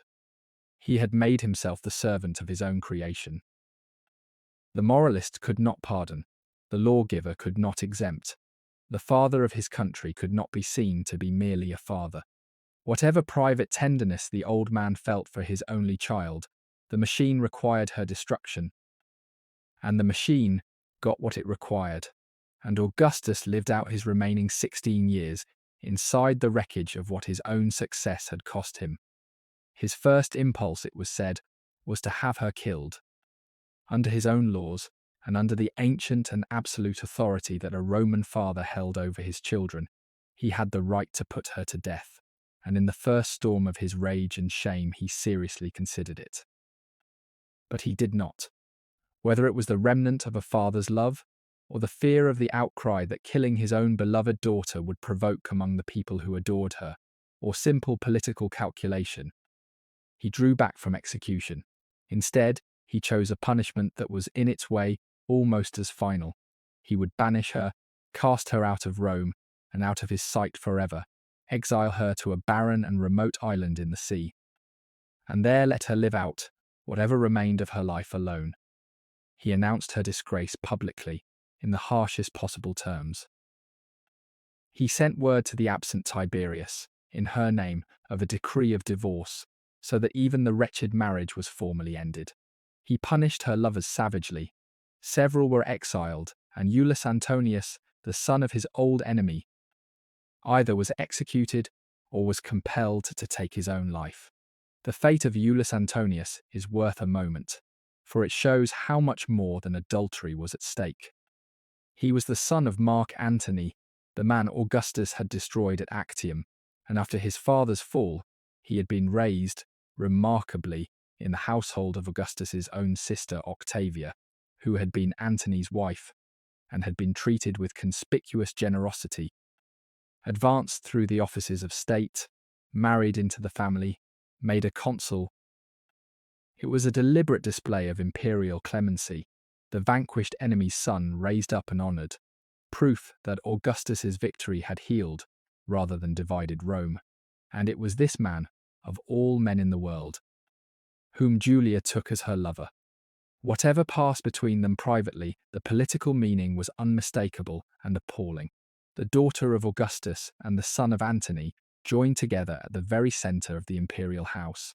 If there was any faction gathering, any thought of an alternative future, that pairing was its natural head. It is no wonder that Iulus Antonius did not survive the scandal, and no wonder that Augustus's rage was so far beyond what a merely private betrayal could explain. And Julia herself, the golden girl of Rome, the emperor's only daughter, was seized and carried away to the island that would be her prison. The decision not to kill her, though it spared her life, was in its own way a kind of living death, and it is worth understanding the terrible power that Augustus held over his daughter's fate, for it was a power older than any of his laws. In the most ancient Roman tradition, the father of a family held an authority over his children so absolute that it extended, in principle, to the power of life and death itself.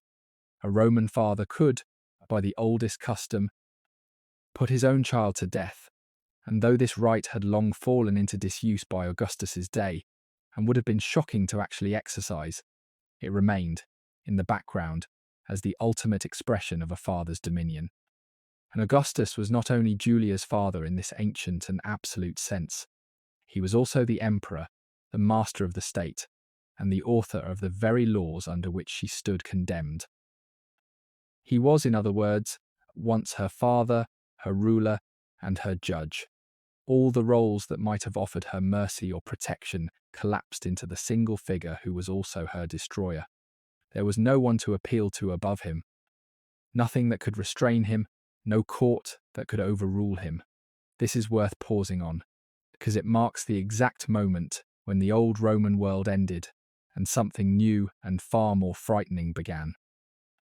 Under the Republic, even the greatest Roman had been hedged about by other authorities, by colleagues in office, by the Senate, by the courts, by the tribunes with their veto, by the whole intricate machinery of shared authority that the Romans had built precisely to ensure that no single man could ever do exactly as he pleased. All of that was gone now, or rather, it survived only as a shell, a set of forms that Augustus scrupulously observed while holding, in reality, every lever of power in his own two hands. And Julia's fate was the proof of it. A generation earlier, a scandal like hers would have been a matter for her family, and perhaps the courts, contested, argued, subject to the ordinary frictions of a society where power was divided. Now it was a matter for one man's decision, made in private, executed without appeal, and there was nothing and nobody in all the empire that could soften it or overturn it. She was among the first to discover, in her own flesh, what it meant to live under an emperor. Her fate rested entirely in the hands of one man, and that man was the one she had wronged most deeply, the one whose life's work her conduct had mocked, the one who loved her and could not forgive her. That he drew back from killing her tells us something, perhaps, of the love that survived beneath the fury, or perhaps only of his fear of the people's anger. For Julia was dearly loved, and her execution might have provoked an outcry he could not afford. But the punishment he chose instead was designed to be total, a complete erasure of the life she had known. She would be removed from Rome, from society, from her children, from every person and place and pleasure that had made up her world, and set down alone on a barren rock in the sea, to live out her days in isolation and deprivation. Forbidden even the small comforts that might have made such a life bearable. It was not death, but it was the end of everything that had made her life worth living, a slow burial of a woman still alive.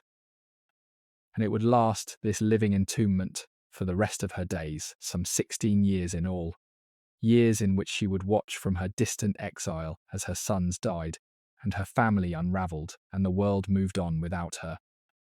Forgotten by all but the mother who had come to share her ruin, and the people of Rome who never quite stopped loving her and never once managed to bring her home.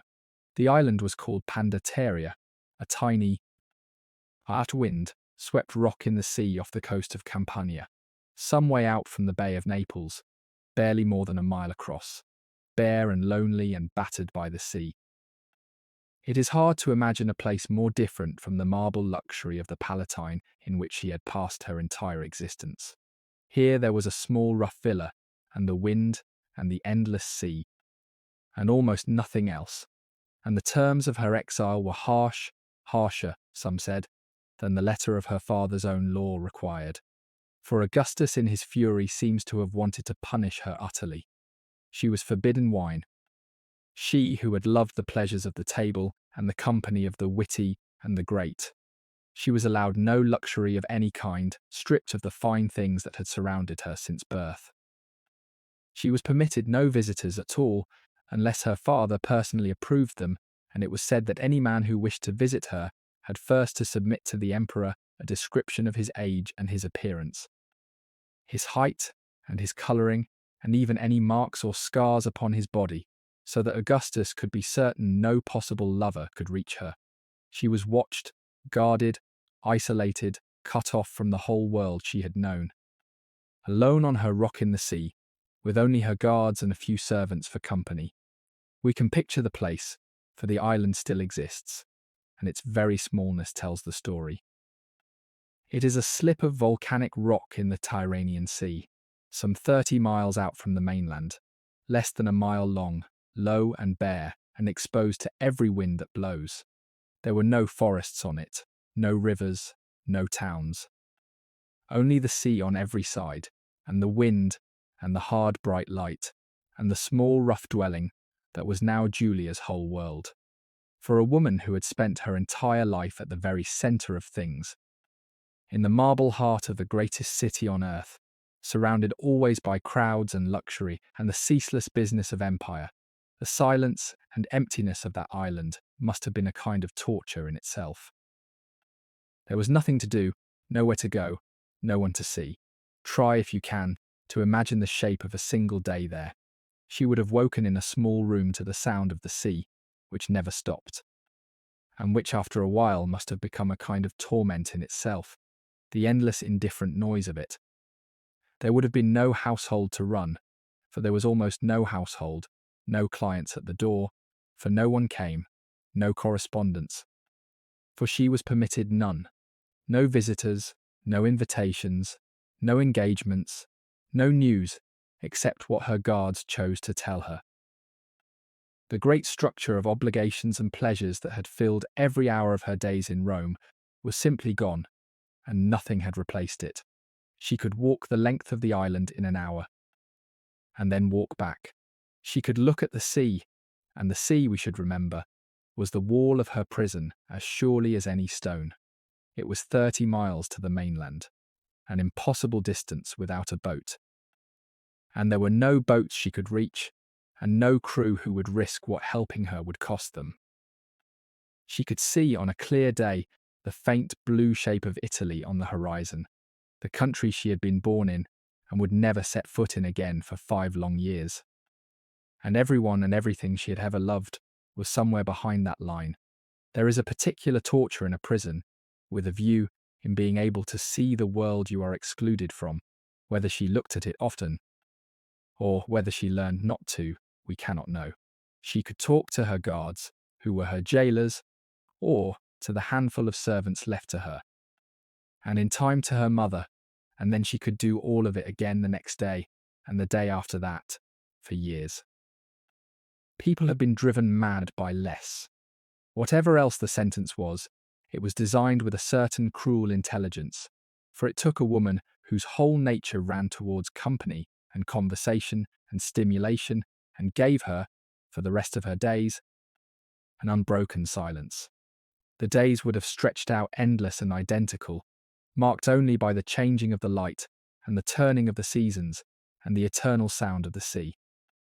She who had loved wit and company and the glittering life of the capital was given in its place an eternity of empty hours on a rock. With the wine she had loved forbidden to her, and the company she had craved reduced to a handful of guards and servants, and in time, her aged mother. The deprivations were calculated, each one aimed at some pleasure she had known. No wine, for a woman who had relished the pleasures of the table. That particular prohibition is worth dwelling on, because it is so precisely aimed. Wine was not a luxury in the Roman world, it was what everybody drank, all day, at every meal, watered down from the emperor to the slave, because it was safer than the water, and because it was simply what one drank. To forbid a Roman wine was not like forbidding a modern person champagne, it was closer to forbidding them tea, or coffee, or whatever small daily comfort punctuates their hours. And there was an older meaning in it too, for in the most ancient Roman tradition there had been a prohibition on women drinking wine at all. A piece of archaic morality about female self-control that had long since fallen away among the fashionable, but that every educated Roman knew about.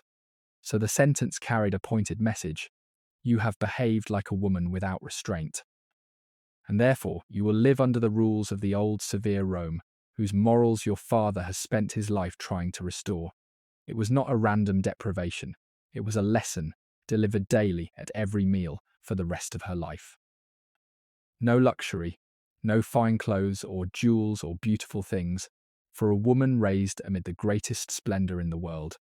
No visitors, no letters, no contact with the friends and lovers and admirers who had filled her days, and the strange, obsessive rule that any man permitted to see her must first have his physical features reported to Augustus, so that no possible lover could slip through, a rule that speaks less of justice than of a father's furious, wounded need to control his daughter's body, even now, even here, even in her ruin. Everything that had made Julia, the wit, the appetite, the company, the freedom she had reached for, was stripped away, and what was left was a woman alone with the wreckage of herself, on a rock in the sea. At the far edge of the world she had once stood at the centre of, and she was, we should remember, about 37 years old when the boat left her there. Not an old woman finishing a life, but a woman in her prime, with, as it turned out, 16 years still to live. Everything that a person does with the second half of their years, The settling, the mellowing, the grandchildren, the slow accumulation of ordinary contentments was simply cancelled for her at a stroke, replaced by a sentence with no end date and no possibility of appeal. Prisoners in our own age at least know their term and can count it down and can hope. Julia had no term. She had only the sea and the wind, and the knowledge that the one man who could release her had sworn that he never would. It is one of the great reversals of fortune in all of history, the fall from the summit of the empire to the bottom of it, and she lived through every hour of it, year upon year. And we can only guess at what it did to her. The Romans had a word for this, and a whole way of thinking about it. They spoke of fortune as a goddess, capricious and blind, turning her wheel without care for who rose and who fell, and they told and retold the stories of the mighty, brought low, not as accidents, but as illustrations of a law woven into the fabric of things.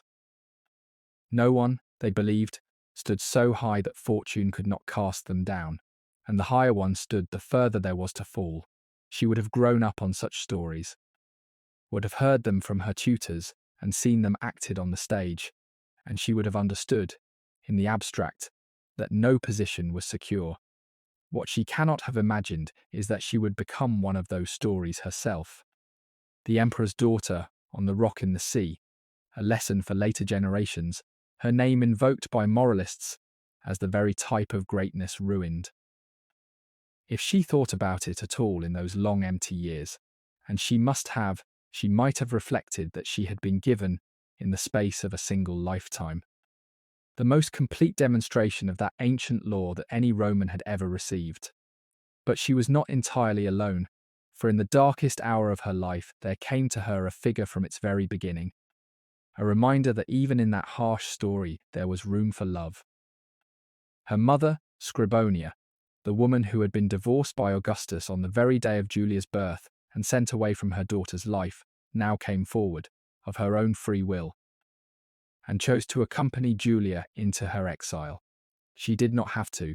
She was an old woman by now, and she owed Augustus nothing, and she could have lived out her days in comfort in Rome. But she chose instead to go with her disgraced daughter to that barren island, to share her exile and her hardship, to be with her in her ruin.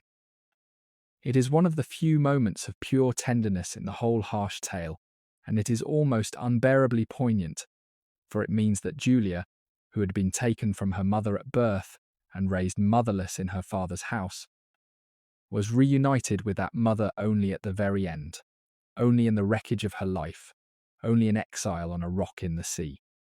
What those two women, the divorced wife and the disgraced daughter, who had spent almost their whole lives apart, said to each other in the long years on that island, we can never know. But we can imagine perhaps that Julia found in her old mother's presence some small comfort, some fragment of the love that her whole glittering, controlled, and finally ruined course had so conspicuously lacked. Think of what that reunion truly meant. These two women had been separated since the very day of Julia's birth. When Augustus divorced Scribonia and sent her away and took the infant to be raised in his own household under another woman's care, for more than 40 years they had lived apart, the mother and the daughter, sharing a city but not a life. The great gulf of Augustus's power and displeasure between them. Scribonia had watched from a distance, we must suppose, as her daughter rose to the summit of the world, married the greatest men of the age, bore the heirs to the empire, became the golden girl of Rome. And Scribonia had been able to play no part in any of it. An old divorced wife pushed aside and forgotten. And now, at the very end, when her daughter had fallen as far as it was possible to fall, when everyone else had abandoned her, when the whole world had turned its back on the disgraced adulteress on her rock in the sea, it was this discarded mother who came forward of her own free will and asked to share the exile. She could have stayed in Rome in comfort and safety. She chose instead the wind and the emptiness and the shame of Pandateria because her daughter was there and because, whatever the men of power had decreed, a mother's love had outlasted all of it. And there is a further dimension to Scribonia's choice that is easy to miss. By going into exile with a condemned woman, she was making a public statement, the only kind of protest available to her. And it was a statement directed at the most powerful man in the world. Everyone in Rome would have known that Augustus's discarded first wife had chosen to share the punishment of the daughter he had condemned. It cannot have pleased him. It said, without a word being spoken, that at least one person thought the sentence unjust, or at least thought that whatever Julia had done, she should not be left alone. In a world where no one could contradict Augustus, an old woman quietly boarding a boat to a prison island was a form of dissent, and a remarkably brave one, and history has given her almost no credit for it. Scribonia appears in the sources as a footnote, the wife divorced for nagging, a woman of no consequence. But when the moment came, she did the one thing that nobody else in that whole vast family found the courage to do. There is something in that act that redeems, a little, the harsh story. For it shows us that even in that world of cold calculation and dynastic cruelty, the oldest and simplest human bonds could still assert themselves. Scribonia gained nothing by going into exile with her daughter. Nothing at all. No advantage, no honour, no reward. She went out of love alone, and she stayed, sharing whatever hardship came, for as long as she was able. We know almost nothing of what passed between the two women in those long years on the island. No record of their conversations, no letters, only the bare fact of Scribonia's presence. But we can imagine them, the old mother and the fallen daughter, meeting at last after a lifetime apart, learning each other slowly in the emptiness of that place, the daughter perhaps pouring out at last the griefs and angers of her whole controlled and thwarted existence to the one person left who would listen. The mother offering, too late to change anything, but not too late to matter, the love that had been taken from them both so long ago. It is the one warm thing in the cold end of Julia's story, and we should hold on to it, this picture of a mother who came when everyone else had gone and stayed. We do not know when Scribonia died, or whether she outlived her daughter, or whether Julia was alone at the very end. The sources, having recorded the one remarkable fact of her going into exile, lose interest in her entirely, as they lose interest in most women who are not scandalous. It is possible that the old woman was still there in the final years at Rhegium, when Tiberius cut off the allowance and the food ran short. And if so, we must hope she was spared the worst of what followed. It is equally possible that she died first, on the island or afterwards, and that Julia lost her too, the last person in the world who loved her, and went on alone. We will never know. But somewhere in the record of that harsh family, there is this: a woman who was cast off at the very beginning of the story, who had every reason to want nothing more to do with any of them, and who came back at the end, of her own free will, to sit with her daughter on a rock in the sea. Whatever else is true of Julia's life, she was not, at the last, entirely abandoned, and that is, thanks to the one person in the whole story who had no power at all. Meanwhile, back in Rome, Augustus grieved and refused to be comforted. For all his fury, for all the harshness of the punishment he had imposed, he seems to have been devastated by what he had done, torn between his rage and his love, unable either to forgive his daughter or to stop mourning her. He shut himself away, at first, and would see no one. And for a long while afterwards, the business of the court went on around a man who had plainly been struck somewhere he could not defend. He would not forgive her. He never forgave her. It was perhaps the one thing in his long and calculating life that he could not master this wound in his own flesh, and he chose to leave it forever, unhealed. There is a great deal that is revealing in the way Augustus spoke of his daughter after her fall, for the mask of the serene and merciful father of his country slipped, in these moments, to show the raw and helpless grief beneath. He could not bear, it was said, to hear her name, and when the subject was forced upon him, he would break out in bitter lamentation. He called Julia, and the other women of his family whose conduct had disgraced him, his 3 sores, or his 3 cancers, the diseased places in his own flesh, a phrase of extraordinary and revealing violence, for it shows that he experienced his daughter's fall not as an external event, but as a sickness within his own body, a rottenness in himself. When one of Julia's freedwomen, the servant Phoebe, who had been caught up in the affair, hanged herself rather than face what was coming, Augustus said that he wished he had been Phoebe's father rather than Julia's, meaning that he would sooner have had a slave girl who died by her own hand than a daughter who had shamed him so, an astonishing thing for a father to say, and a measure of the depth of his bitterness.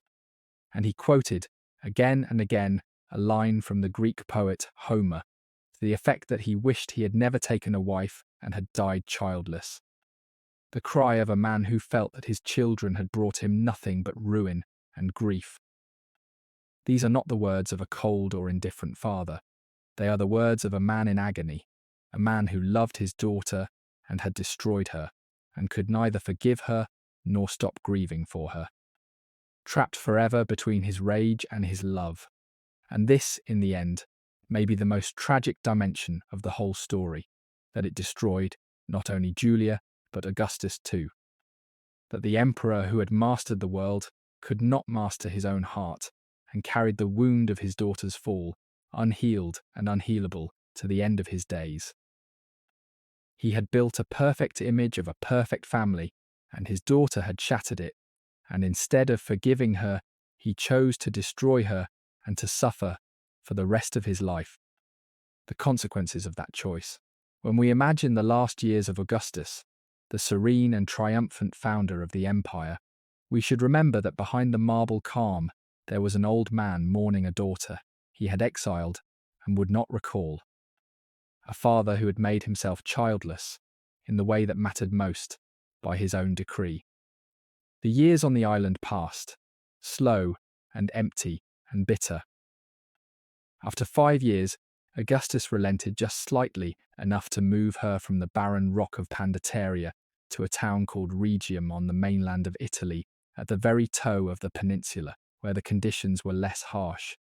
It was a small mercy, and it is worth noting, for it shows that Augustus's fury, absolute as it was not entirely without limit. That some flicker of feeling for his daughter survived even his implacable refusal to forgive her. There is a distinction in Roman law worth drawing here, because it tells us something about what was done to her. The Romans separated exile into degrees. The harsher form stripped a person of citizenship and property altogether, and cast them out as a legal non-person. The milder form, relegation, kept the citizenship intact and simply removed the offender to a specified place for a specified time, or for life. Julia was relegated, not exiled in the harsher sense, which meant that in the eyes of the law she remained a Roman citizen and the emperor's daughter throughout, with all the theoretical dignity that implied. It made no practical difference to her whatever. She could not leave. She could not choose her company. She could not send or receive a letter without permission, and the small allowance she lived on came at her father's pleasure and could be withdrawn at any moment. As in the end it was, the legal fiction preserved her status, while the reality removed everything the status had ever meant. It is a very Roman arrangement, and a very Augustan one. The forms kept up immaculately, the substance quietly gone. Exactly as with the Republic, he claimed to have restored while ruling it alone. At Rhegium, she was given a modest allowance, enough to live on decently if not grandly, and she was permitted to move about the town, to walk in its streets, and see something of ordinary life, a freedom that must have felt, after 5 years on a bare rock, like a kind of liberation, even though she remained in exile, watched and confined and forbidden ever to return to Rome. 5 years of wind and emptiness on Pandateria had likely broken her health and aged her beyond her years, and the move to the mainland, to a real town with people and streets and the small business of daily life, would have eased at least the physical harshness of her punishment. But no change of place could ease the deeper torment of her exile, which was to watch, helpless and forgotten, as the world she had been the centre of came slowly apart. From Radium she received, one after another, the news of the disasters that struck her family. Her sons died. Her youngest boy, Agrippa Postumus, grew wild and difficult, was disowned and banished by his grandfather, and would in time be killed. Her elder daughter, the younger Julia, was caught in the very same crime her mother had been condemned for, adultery under the Julian law, and was banished in her turn to a lonely island. So that mother and daughter both ended their days in exile for the same offence, a doubling of the tragedy that must have been almost unbearable. It was as though a curse hung over Julia's line, as though the reaching for freedom that had destroyed her ran in the blood and destroyed her children after her, and she could do nothing from her distant confinement, but receive the reports as they came, and grieve and go on. The years passed. Her father grew old in Rome, unforgiving to the last. 16 years is a very long time.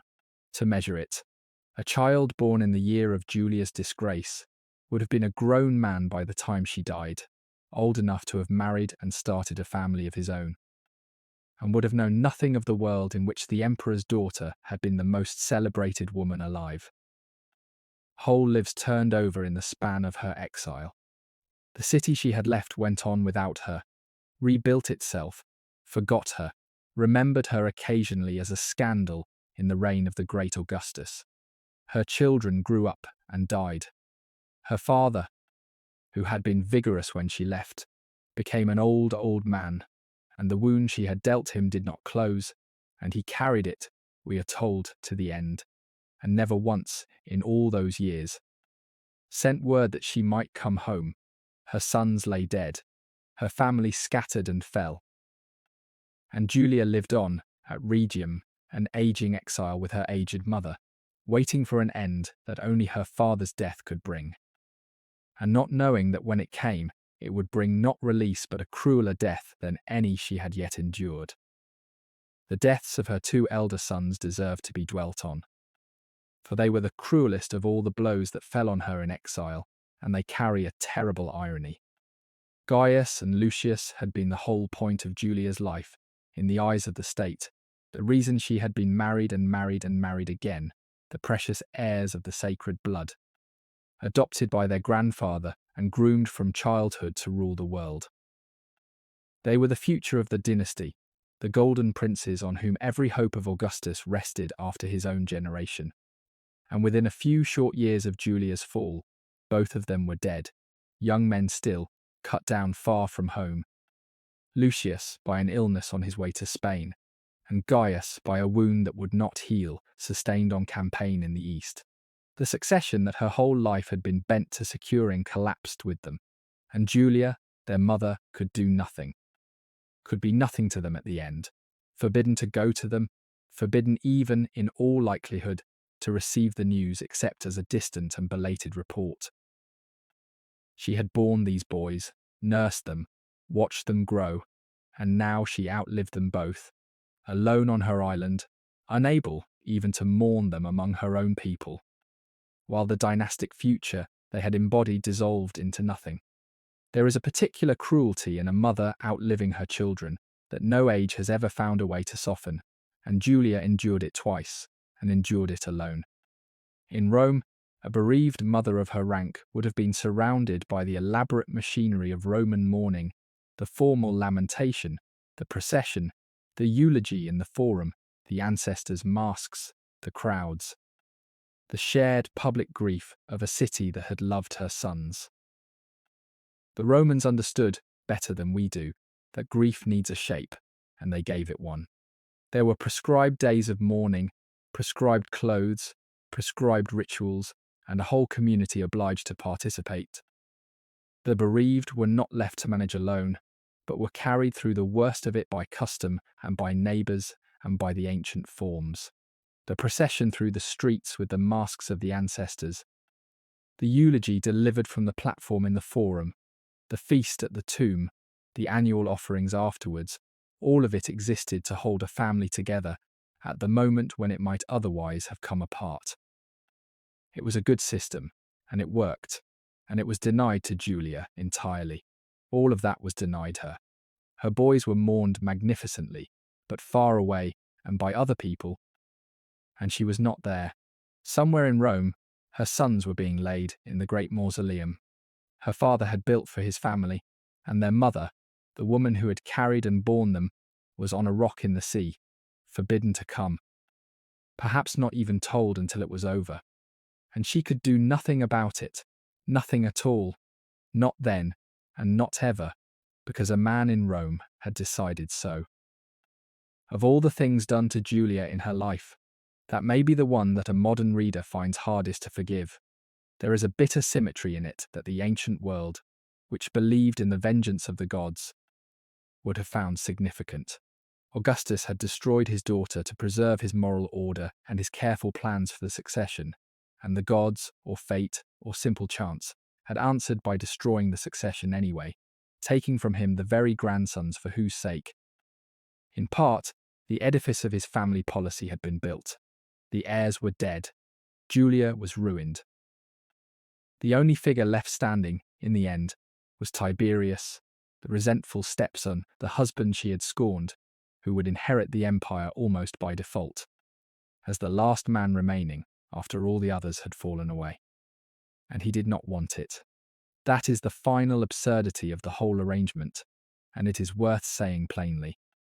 The throne that Julia was married 3 times to secure, that her sons were bred and groomed and adopted to inherit, that her whole self was consumed in the service of, went in the end to a man who had tried to escape it, who had fled to Rhodes to get away from the family and its schemes, and who took up the burden at last with visible reluctance, and carried it for 23 increasingly bitter years before dying, hated, on another island.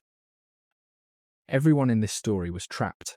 She was trapped in her marriages, Tiberius in his, Augustus in his own laws, and the whole vast apparatus of the imperial family, which held absolute power over the known world, seems to have made almost every one of its members thoroughly miserable. There is a moral in that somewhere, though the Romans, who liked their morals clean, would probably not have cared for it. That a system which treats people as instruments will grind up the powerful along with the powerless, and that the man at the very top of it was no freer, in the end, than the woman he exiled. Meanwhile, the people of Rome, who had always loved Julia, did not forget her. Again and again across the years of her exile, they raised their voices for her, gathering in crowds to petition the emperor for her recall, pressing him to show mercy, to bring his daughter home. It is worth asking why they loved her so, this woman who had broken every rule their emperor had made, and the answer tells us something both about Julia and about Rome. The ordinary people of the city had no particular investment in the moral program of the aristocracy. The laws about adultery and marriage were aimed at the upper classes. And to a shopkeeper in the Suburra, the sexual arrangements of the great families were a source of entertainment rather than outrage. What they saw in her was something else, the emperor's daughter, born among them in a sense. The girl they had watched grow up, married and remarried before their eyes. The mother of the princes they were being taught to love, and above all, a warm and funny and human figure in a family that was otherwise all marble. They had cheered her at her weddings, they had celebrated the births of her children, and when she fell, they did not see a criminal getting her deserts. They saw a woman they were fond of being crushed by a power they could not resist. And they asked, again and again, for mercy on her behalf, which was the only thing they had to give. It says a great deal about her, that affection, and a great deal about the difference between the moral rigour of the powerful and the rougher, kinder instincts of everybody else. Nor did the affection die with her. It is one of the small consolations of this story that Julia was not, in the end, forgotten, however hard the state tried to erase her. Tiberius forbade the mourning, denied the monument, and left her to vanish. And yet here we are, 2,000 years later, still telling her story, still moved by it, still arguing about what she was and what was done to her. The men who destroyed her are remembered too, of course, and remembered as great men, and their achievements were real. But something has shifted across the centuries, so that what was once the shameful footnote in the glorious reign of Augustus has become, for many people reading it now, the most human and the most memorable part of the whole story. The emperor built an empire. His daughter, who was allowed to build nothing, has outlived him in a different way, not in monuments, but in sympathy, which is the only immortality that ever really belonged to the powerless. But Augustus would not yield. To every petition he returned the same refusal, and once, worn down by the crowd's persistence, he burst out with a savage retort, praying that the gods might curse his petitioners with daughters and wives as faithless as his own. He would rather endure the people's disappointment and his own unending grief than admit that he had been wrong, and then came the final cruelty. For 16 years Julia lived in her exile, at Pandateria and then at Rhegium, sustained by her small allowance and whatever fragile hope remained to her that her father might one day relent, or that his death might bring a change in her fortunes. But when the change came, it was for the worse. In the year we would number 14 of the Common Era, Augustus died, old and full of years, the master of the world to the last, and with his death, the man who succeeded him was the one man in the world who hated Julia most, her third husband, the cold and resentful Tiberius, whom she had scorned and who had never forgiven her, and whose own path to the throne her disgrace had helped to clear. And Tiberius, now the master of Rome, showed her no mercy at all, where Augustus, for all his harshness, had at least kept her alive and provided for. Tiberius simply let her die. He cut off her allowance entirely, so that she was left without means. He confined her more strictly, forbidding her to leave her house. And there, neglected, impoverished, cut off from all support, the emperor's only daughter, who had been born to every luxury the world could offer, wasted slowly away and died, most likely of malnutrition and despair, in the same year her father died, aged about 52. No public mourning was permitted. No monument marked her passing. The golden girl of Rome, the daughter of the god Augustus, went to her death alone and forgotten, on a distant shore, starved and abandoned by the men who had spent her whole life deciding her fate. Consider how the killing was actually done, because the method is worth understanding. Tiberius did not sign a warrant or send a soldier. He did nothing at all, which was precisely the point. He simply stopped the payments and let the thing take its course. A woman under guard, forbidden to leave her dwelling, with no property of her own and no friend permitted near her, does not need to be executed. She needs only to be ignored, and the rest follows on its own, slowly, over months, and nobody's name appears anywhere. It was, in this respect, an elegantly deniable piece of work, and it left no mark on the record beyond a change in her circumstances, and eventually a death from causes. The sources describe vaguely as neglect. There is no crime to point to.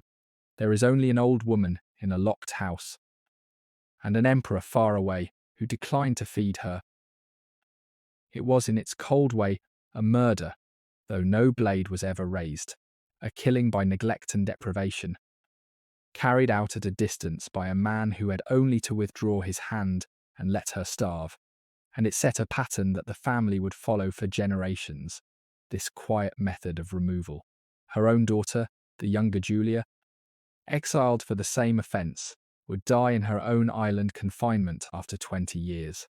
Her granddaughter, the elder Agrippina, would be banished to Pandateria itself, the very rock where her grandmother had been sent, and would starve to death there in her turn. The same island, the same silence, the same slow official killing, running down through 3 generations of the women of that house. It became, in effect, the family's way of dealing with an inconvenient woman. Not a trial, not an execution. Nothing so public or so answerable, but a boat, an island, a diminishing allowance, and time. The men of the dynasty were murdered with knives, in the open, and the histories record every detail. The women were simply sent away and forgotten until they died, and the histories record almost nothing, and that near silence is itself the most damning evidence of what that world thought a woman's life was worth. And it was accompanied by a final deliberate erasure, for Tiberius saw to it that no public mourning was permitted for her, that no monument marked her grave, that the memory of the emperor's only daughter was allowed, so far as the state could manage it, simply to vanish. She who had been the most celebrated woman in the world, whose name had been carved into stone across the empire, whose beauty and wit had been the talk of Rome, was consigned at her death to silence and oblivion, unmourned, unmarked, unremembered, as though the powers of the state wished her never to have existed at all. The daughter of the founder of the empire, the mother of its future emperors, died as obscurely and as wretchedly as any pauper, on a forgotten shore. And the men who had used her whole life for their purposes made sure that even her death would serve their convenience by being forgotten, that they did not entirely succeed, that we remember her still, 2,000 years later, is a small justice. But it is the only one she ever received. What are we to make of her, then, this woman who has come down to us so often as little more than a byword for scandal, the wicked daughter, the notorious adulteress, the cautionary tale? The ancient writers who recorded her story were, for the most part, hostile to her. Moralists who saw in her fall a lesson about the wages of vice, and they painted her in the darkest colours, as a creature of insatiable appetite, who brought her ruin upon herself. It is worth knowing where our picture of Julia comes from, for the character of the sources shapes and distorts the character of the woman they describe. And it is worth knowing, too, what the charge against her actually was in law, because the legal machinery is stranger and more revealing than the scandal. Under the adultery statute her father had passed, the offence was not tried privately or settled within the family. It went before a standing court established for the purpose. And the accusation could be brought by more or less anybody. Once the woman's husband and father had declined to act, the penalties were fixed and severe. Relegation to an island, the confiscation of a portion of her property and her dowry, and a permanent bar on remarriage to a free-born Roman. Her lovers faced their own exile and their own losses. And here is the detail that shows how completely the law was built around a man's interests rather than a woman's. A husband who knew of his wife's adultery and did nothing was himself guilty of an offence of living off her disgrace, so that the statute compelled a man to destroy his own marriage or be prosecuted for keeping it. Julia's case was heard under none of this ordinary procedure. There was no court, no accuser, no trial that we know of. Her father, who was her father, her emperor, and the author of the law all at once, simply announced her guilt to the Senate in a letter and pronounced her sentence. And no one in Rome was in any position to ask on what evidence. The law he had built to punish adultery was not even used. It was simply invoked as a justification by a man who did not require one. Almost nothing survives that was written by anyone who knew her or wished her well. The accounts that come down to us were composed, for the most part, generations after her death, by Roman writers working within a tradition that was deeply moralistic and, where women were concerned, deeply suspicious. To these writers, a woman who broke the rules of sexual propriety was a figure of almost automatic condemnation, a warning and an example, and Julia, the emperor's daughter, caught in flagrant and repeated adultery, was the perfect subject for such a treatment. They recorded her affairs, her recklessness, her defiance, and they framed it all as a cautionary tale, the story of a woman who had everything and threw it away through her own vice, whose ruin was the just consequence of her own bad character. The sympathy that a modern reader feels for her, the sense of a woman trapped and used and finally destroyed by forces beyond her control, is almost entirely absent from the ancient accounts, which saw not a victim, but a villain, or at best a fool. And yet, even through this hostile lens, the real Julia keeps breaking through, for she was too vivid a figure to be entirely flattened into a moral lesson. The very writers who condemned her could not help preserving her wit, her charm, her intelligence, the qualities that had made her so beloved. The late writer Macrobius, gathering her sayings, clearly admired her cleverness, even as he disapproved of her conduct. The historians who told of her fall could not conceal the persistent love of the Roman people, who petitioned again and again for her return. And the bare facts of her life, stripped of the moralizing, tell their own story, a story not of a wicked woman getting her just deserts, but of a human being crushed by an impossible position, used and used and used until she broke. It is one of the tasks of history, reading these ancient accounts, to look past the judgments of the men who wrote them, to recover, as far as we can, the living woman beneath the moral caricature. And when we do, the Julia who emerges is not the insatiable adulteress of legend, but something far more moving, a clever, warm, spirited woman, born into a cage of gold, who reached for a life of her own and was destroyed for her daring, and who deserves, across all the centuries, not our condemnation but our pity, and perhaps even our respect.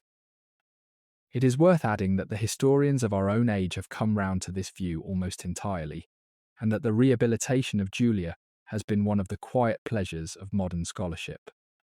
Where earlier generations of scholars, largely male and largely inclined to take the ancient moralists at their word, wrote of her as a byword for licentiousness, and treated her fall as a regrettable but deserved consequence of her character, the historians of recent decades have looked again at the same evidence and seen something quite different: the political dimension of the scandal, the convenience of her fall to her rivals, the impossible position of imperial women generally, and the systematic use of a woman's body and reputation as instruments of state. None of this proves her innocent of anything, but it changes the frame entirely, and the Julia who emerges from the modern reading is not a cautionary tale at all, but a case study in what that world did to the women it valued most, and a person, in her own right, of real interest and real sympathy. For at the deepest level, her story is not really a story about vice at all. It is a story about a woman who was never, in all her day, permitted to be the author of her own fate. Consider what was done to her. She was taken from her mother at birth for reasons of state. She was raised under constant surveillance, her every word watched, permitted no freedom and no choice. She was married at 14 to a man selected for her, and widowed at 16. She was married again at 18 to a man old enough to be her father, again not of her choosing, and spent her prime bearing his children while he ranged across the world. And we should say something about what that bearing of children actually meant in a world without medicine, for it is easy to write the phrase and pass on. Julia bore 5 children in about 11 years. Every one of those pregnancies carried a real chance of killing her, for childbirth was among the commonest causes of death for women of that age. And no wealth or rank offered any protection whatever against a hemorrhage or an infection or a labour that would not progress. The tombs of Rome are full of young women who died bearing children, and their husbands' laments for them. And there was nothing anyone could do. So when the state required Julia to produce heirs, it was requiring her repeatedly to risk her life, and she did it 5 times over and survived, which was itself a piece of luck. She also nursed, or rather did not nurse, in the manner of her class, for the babies of the great families were handed to wet nurses, another separation built into the system, so that the mother who had risked her life to bear the child often had comparatively little to do with its infancy. Her body was, in the most literal sense, the instrument of the dynasty, and it was used accordingly. And the physical courage that must have taken is one of the things the moralizing sources never think to mention.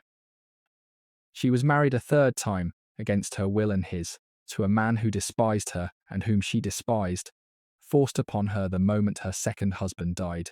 Each marriage, each home, every major decision of her life was made for her by her father, according to the needs of his power, and her own desires were never once consulted. She was, in the most literal sense, an instrument. a means of carrying her father's bloodline into the future, and she was used as an instrument is used, without regard for the woman she was.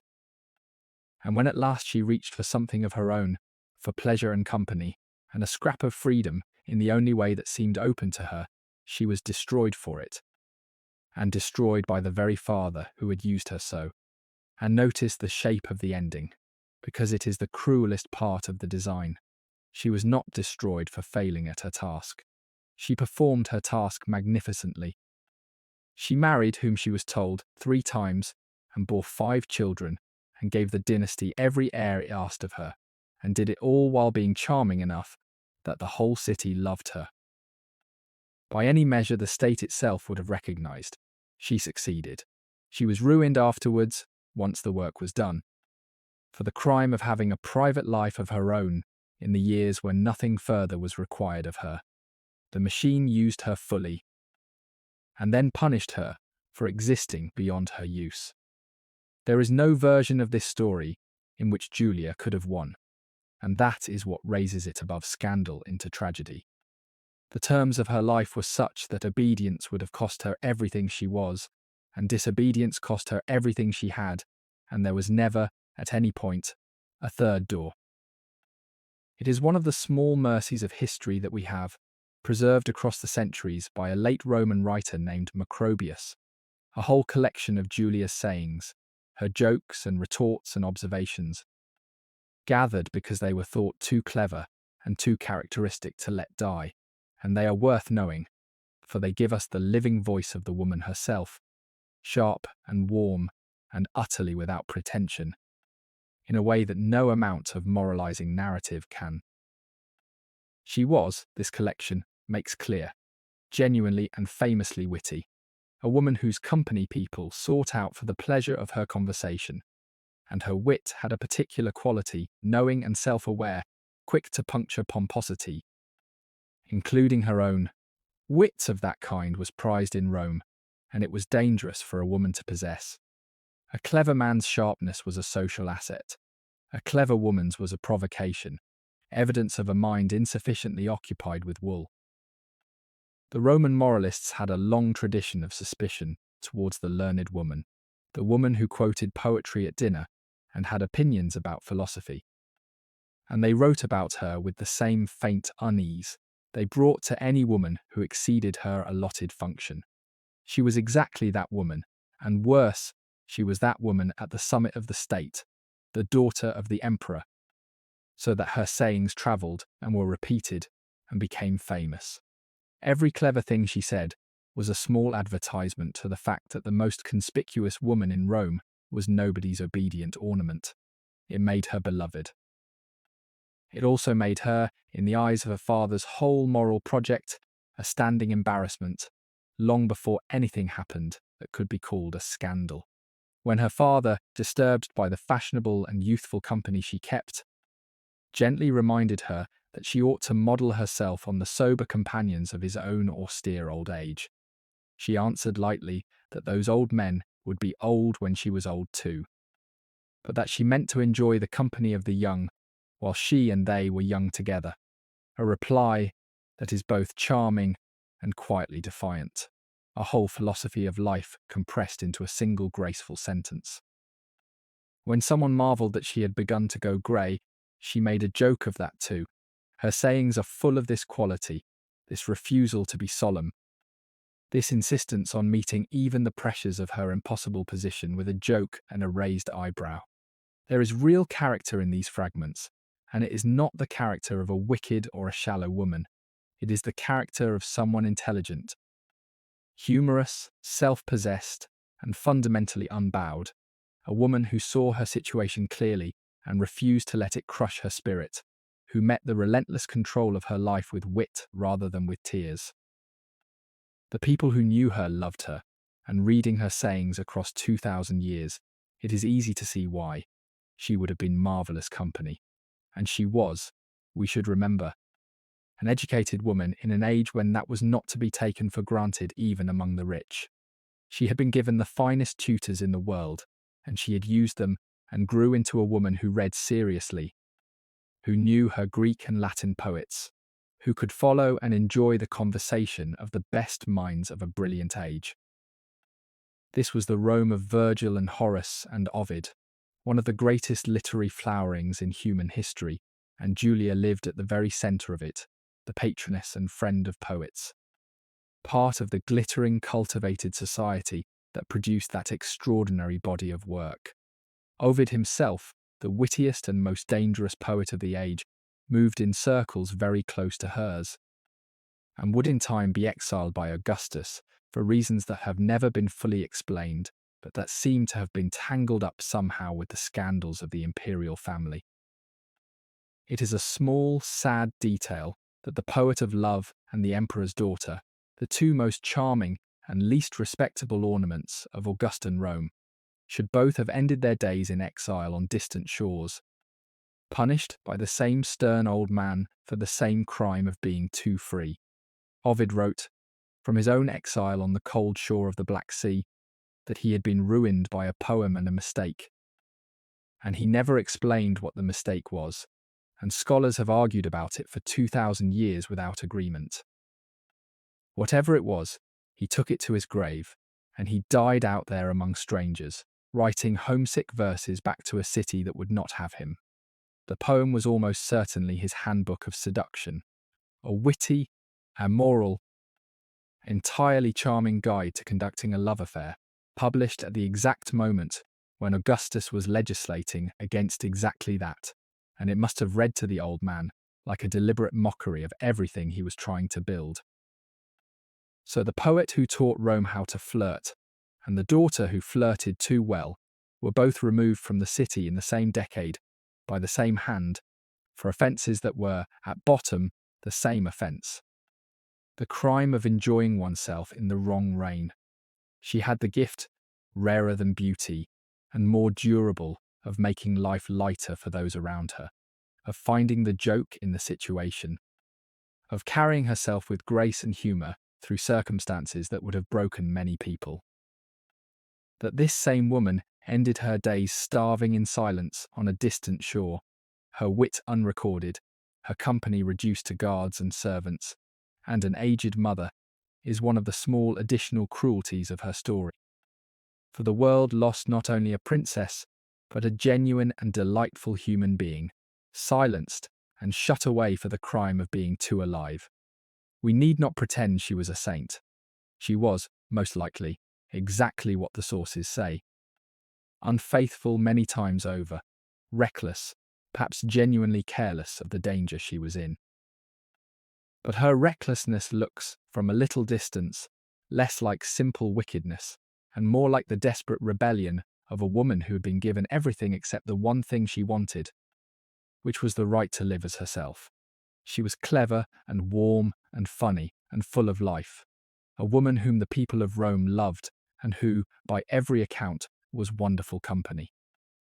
And she was trapped in a gilded cage from her first breath to her last. There is a great sadness in her story, and also a kind of terrible clarity, for it shows us, more starkly than almost any other, the price that was paid in that world by the women who were the vessels of dynastic ambition. Livia, her stepmother, survived and triumphed by submitting completely, by bending her whole self to the demands of the men around her, and never once letting her own will show. She refused to submit, or could not, and reached for a life of her own, and was crushed. Two women, the same impossible position, and two opposite answers, and it was the one who bent, who was made a goddess, and the one who reached for freedom, who died starving on a distant shore. The comparison is worth dwelling on, for it lies at the very heart of what Julia's story has to teach us. Livia and Julia were the two great women of the imperial house, the wife and the daughter of Augustus, and they faced, in their different ways, the same fundamental condition.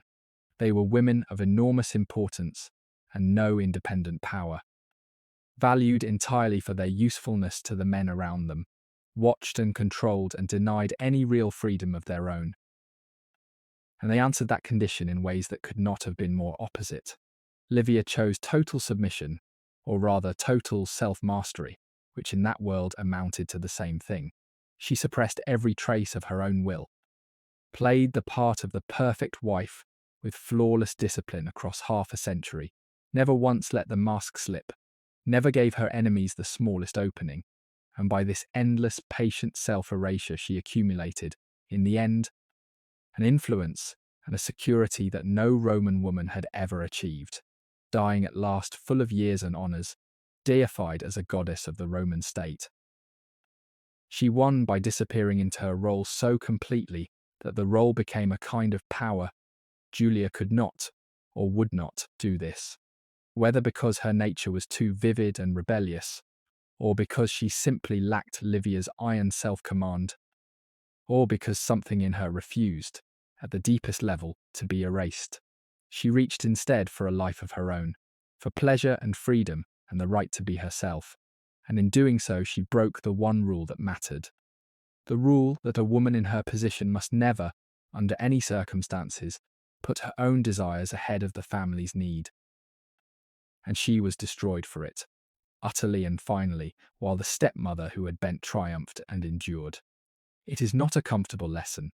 It seems to say that in such a world survival belonged to those who most completely surrendered themselves, and ruin to those who dared to want a life of their own. And yet we may feel, reading the two stories side by side, that there is a kind of greatness in Julia's failure that Livia's success lacks, that the woman who reached for freedom and was crushed is in some way that is hard to name, more admirable, more fully human, than the woman who achieved everything by making herself into a perfect and unbreakable mask. She lost, and Livia won, but it is Julia somehow whose story moves us, because she remained, to the end, a living woman, and refused to become anything less, even at the cost of everything. And yet she had a kind of victory too, though she never lived to see it, for the future of Rome belonged not to the stepmother who had triumphed over her, but to her own blood. It was Julia's descendants, not Livia's, who would carry the imperial line forward. There is a further irony buried in that, which the Romans themselves would have relished. Livia had schemed her whole life to put her own son on the throne, and she succeeded, and Tiberius reigned for more than 20 years. But Tiberius died childless of any surviving line, his own son having predeceased him, and so the throne passed on. And it passed to Julia's blood. Livia's triumph lasted exactly 1 generation. Hers ran for 4. The stepmother won the battle, and the stepdaughter won the war, though neither of them lived to see it. And the family that had destroyed Julia and erased her from public memory found itself, within a few years of her death, ruled entirely by her grandchildren and great-grandchildren.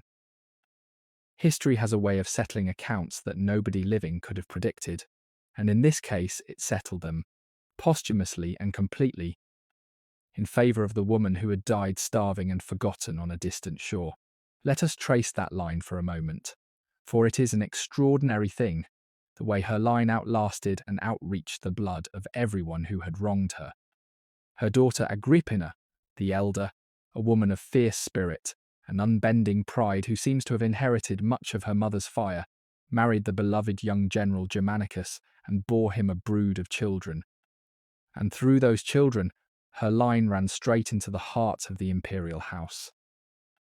One of Agrippina's sons became the emperor we know as Caligula, her own descendant in the 3rd generation, a young man whose reign began in hope and collapsed into madness and terror. Another of Julia's descendants through the same line was the younger Agrippina. Her granddaughter, as formidable and dangerous as her grandmother had been charming, who would marry an emperor and mother another, and who was herself the mother of the last of the dynasty, the Emperor Nero, her descendant in the 4th generation. So the imperial throne of Rome passed, generation after generation, to the descendants of the exiled daughter, the disgraced woman who had died forgotten on a distant shore. Every emperor of that first great dynasty, after Augustus and Tiberius themselves, carried her blood, and the family that had cast her out and erased her memory was ruled in the end entirely by her descendants. There is a grim justice in that, and a grimmer irony for the blood that Augustus had prized above all things, the inheritance for which she had been married and worn out and finally destroyed, did carry the dynasty forward exactly as he had wished. Only not through the disciplined and obedient channels he had planned, but through the very daughter he had disowned. He had wanted heirs of his blood, and he got them, in the end, through Julia, though he never lived to know that it would be so. And though the heirs her line produced would include some of the most notorious monsters ever to sit a throne. In the cold accounting of history, Julia won. She was the mother of the emperors.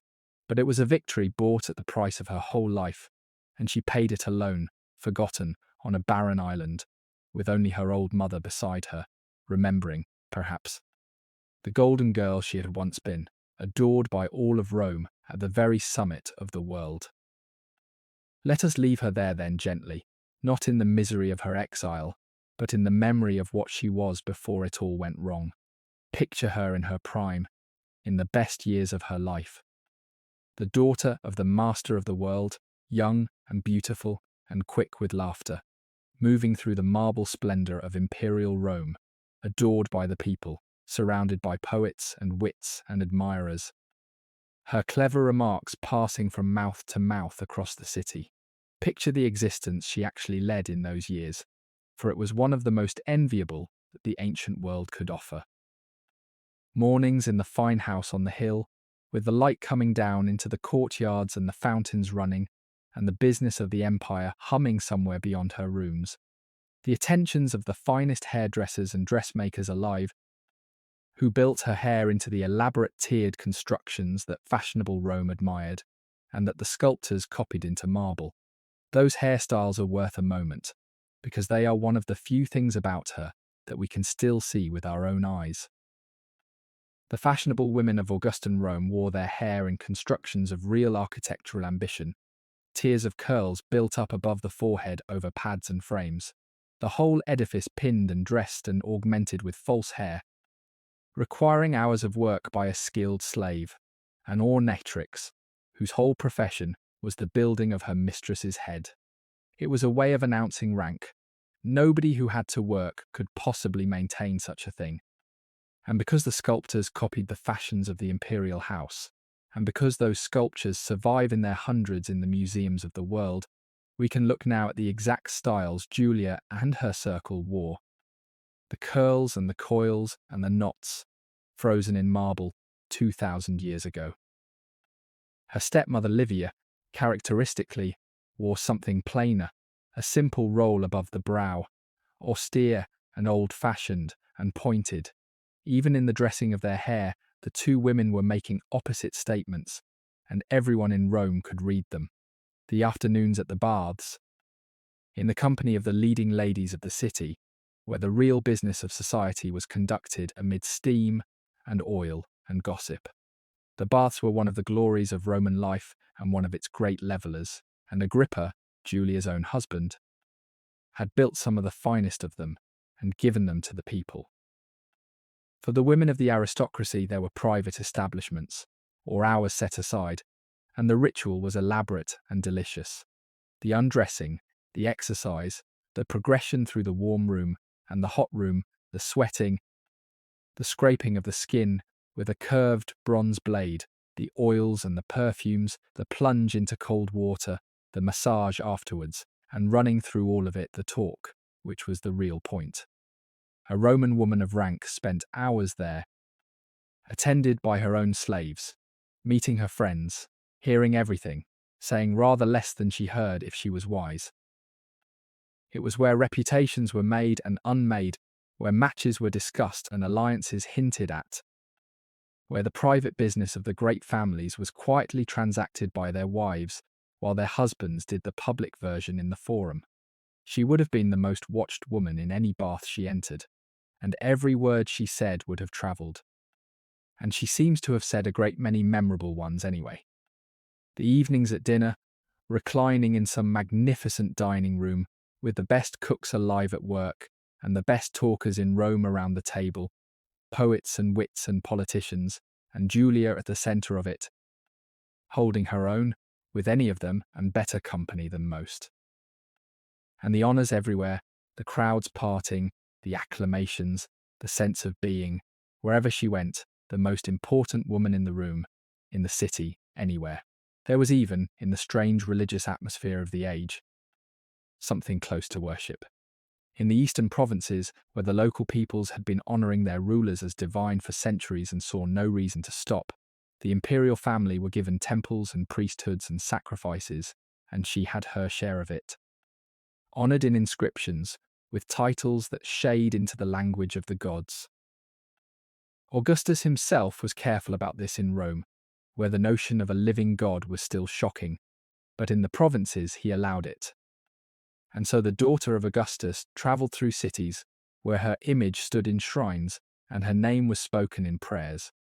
It is an extraordinary thing to imagine a woman in her 20s receiving something like divine honours from whole populations, and then returning home to a household where her father decided whom she might speak to. The gap between those two facts is the gap her whole life fell into. Adored as a goddess by strangers, permitted nothing by the man who owned her. It was a golden life by any measure, and she had every reason to be happy in it. And the fact that she was not, the fact that something in her reached past all of it, for a freedom she was never given, tells us more about the true nature of her position than any catalogue of her privileges ever could. Picture her as she travelled through the ancient cities of Greece and the East at the height of her glory, received everywhere like a queen. Her name carved into stone in places she would never see again. Some of those stones are still there. In the museums of Greece and Turkey, and in the collections of Europe, there survive inscriptions and statue bases and fragments of dedication set up by provincial cities to honour the daughter of Augustus when she passed among them. And on some of them her name can still be read. They were carved by people who never knew what would become of her. In the confident years when she was the most celebrated woman alive, and it seemed the honour of a lifetime to have her visit your city. Later, after her fall, there were places that scratched her name away, as was done to the disgraced. And you can see that too, the deliberate erasures, the blank spaces where a name used to be. Both kinds of stone survive. The ones that celebrated her, and the ones that tried to unmake her. And there is something almost unbearably poignant in that, the physical record of a woman first exalted and then erased by the same authority, and yet not quite erased. Because here we are, still reading her name in the gaps. Picture the warm and funny and irrepressible woman who could not quite be flattened by all the control that surrounded her, who dressed one day for her father and the next for her husband, and made a joke of it. That woman was real as the exile on the island, and she deserves to be remembered not merely for her fall, but for the life and the spirit and the warmth that no cage could quite contain. She was the only daughter of the first Emperor of Rome. She was used and worn out and cast aside and forgotten. But she was also, for a time, the golden girl of a golden age, and she was loved, even by the people who never met her, even by a whole city that knew her only as a face on a coin and a name in the acclamations, for her likeness did travel on the coinage, in the eastern mints at least, alongside her sons, the mother of the princes.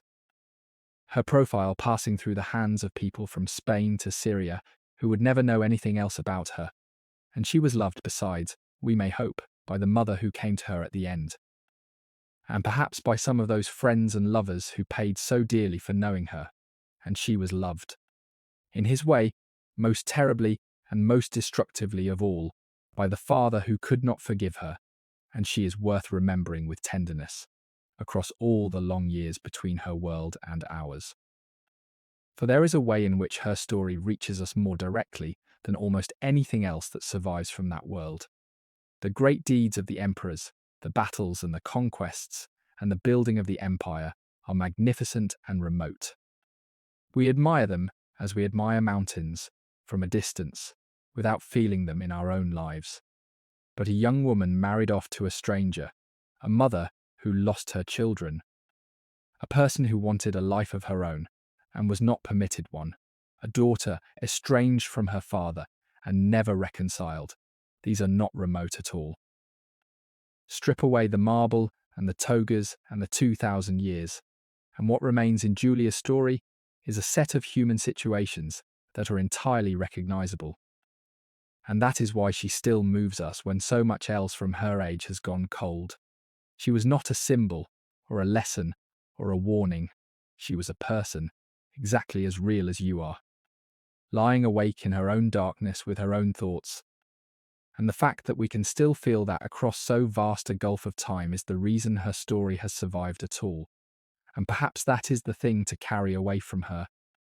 Lying where you are at the end of your own day.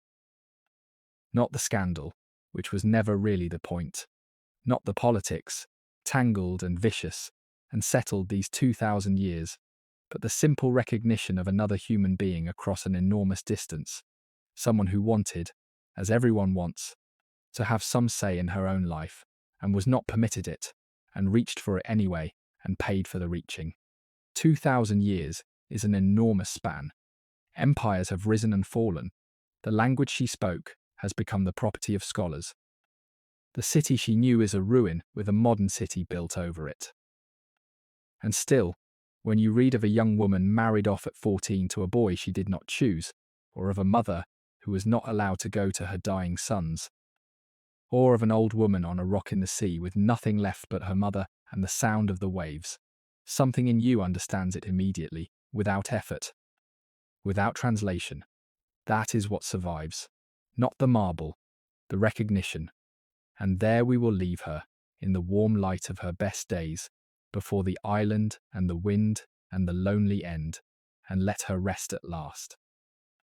She has earned it, after so long a story, from the palace on the hill to the rock in the sea. And so, after your own long day, have you, if these evenings in the company of the women of the past are something you would like to find your way back to, you are always welcome to subscribe and to stay, so that on another quiet night this voice and this kind of story will be easy to find once more. It has been a real pleasure to spend these few hours with you, so far away and so long ago. Sleep well, stay warm, be kind to the people in your house, and I will see you in the next one. Good night.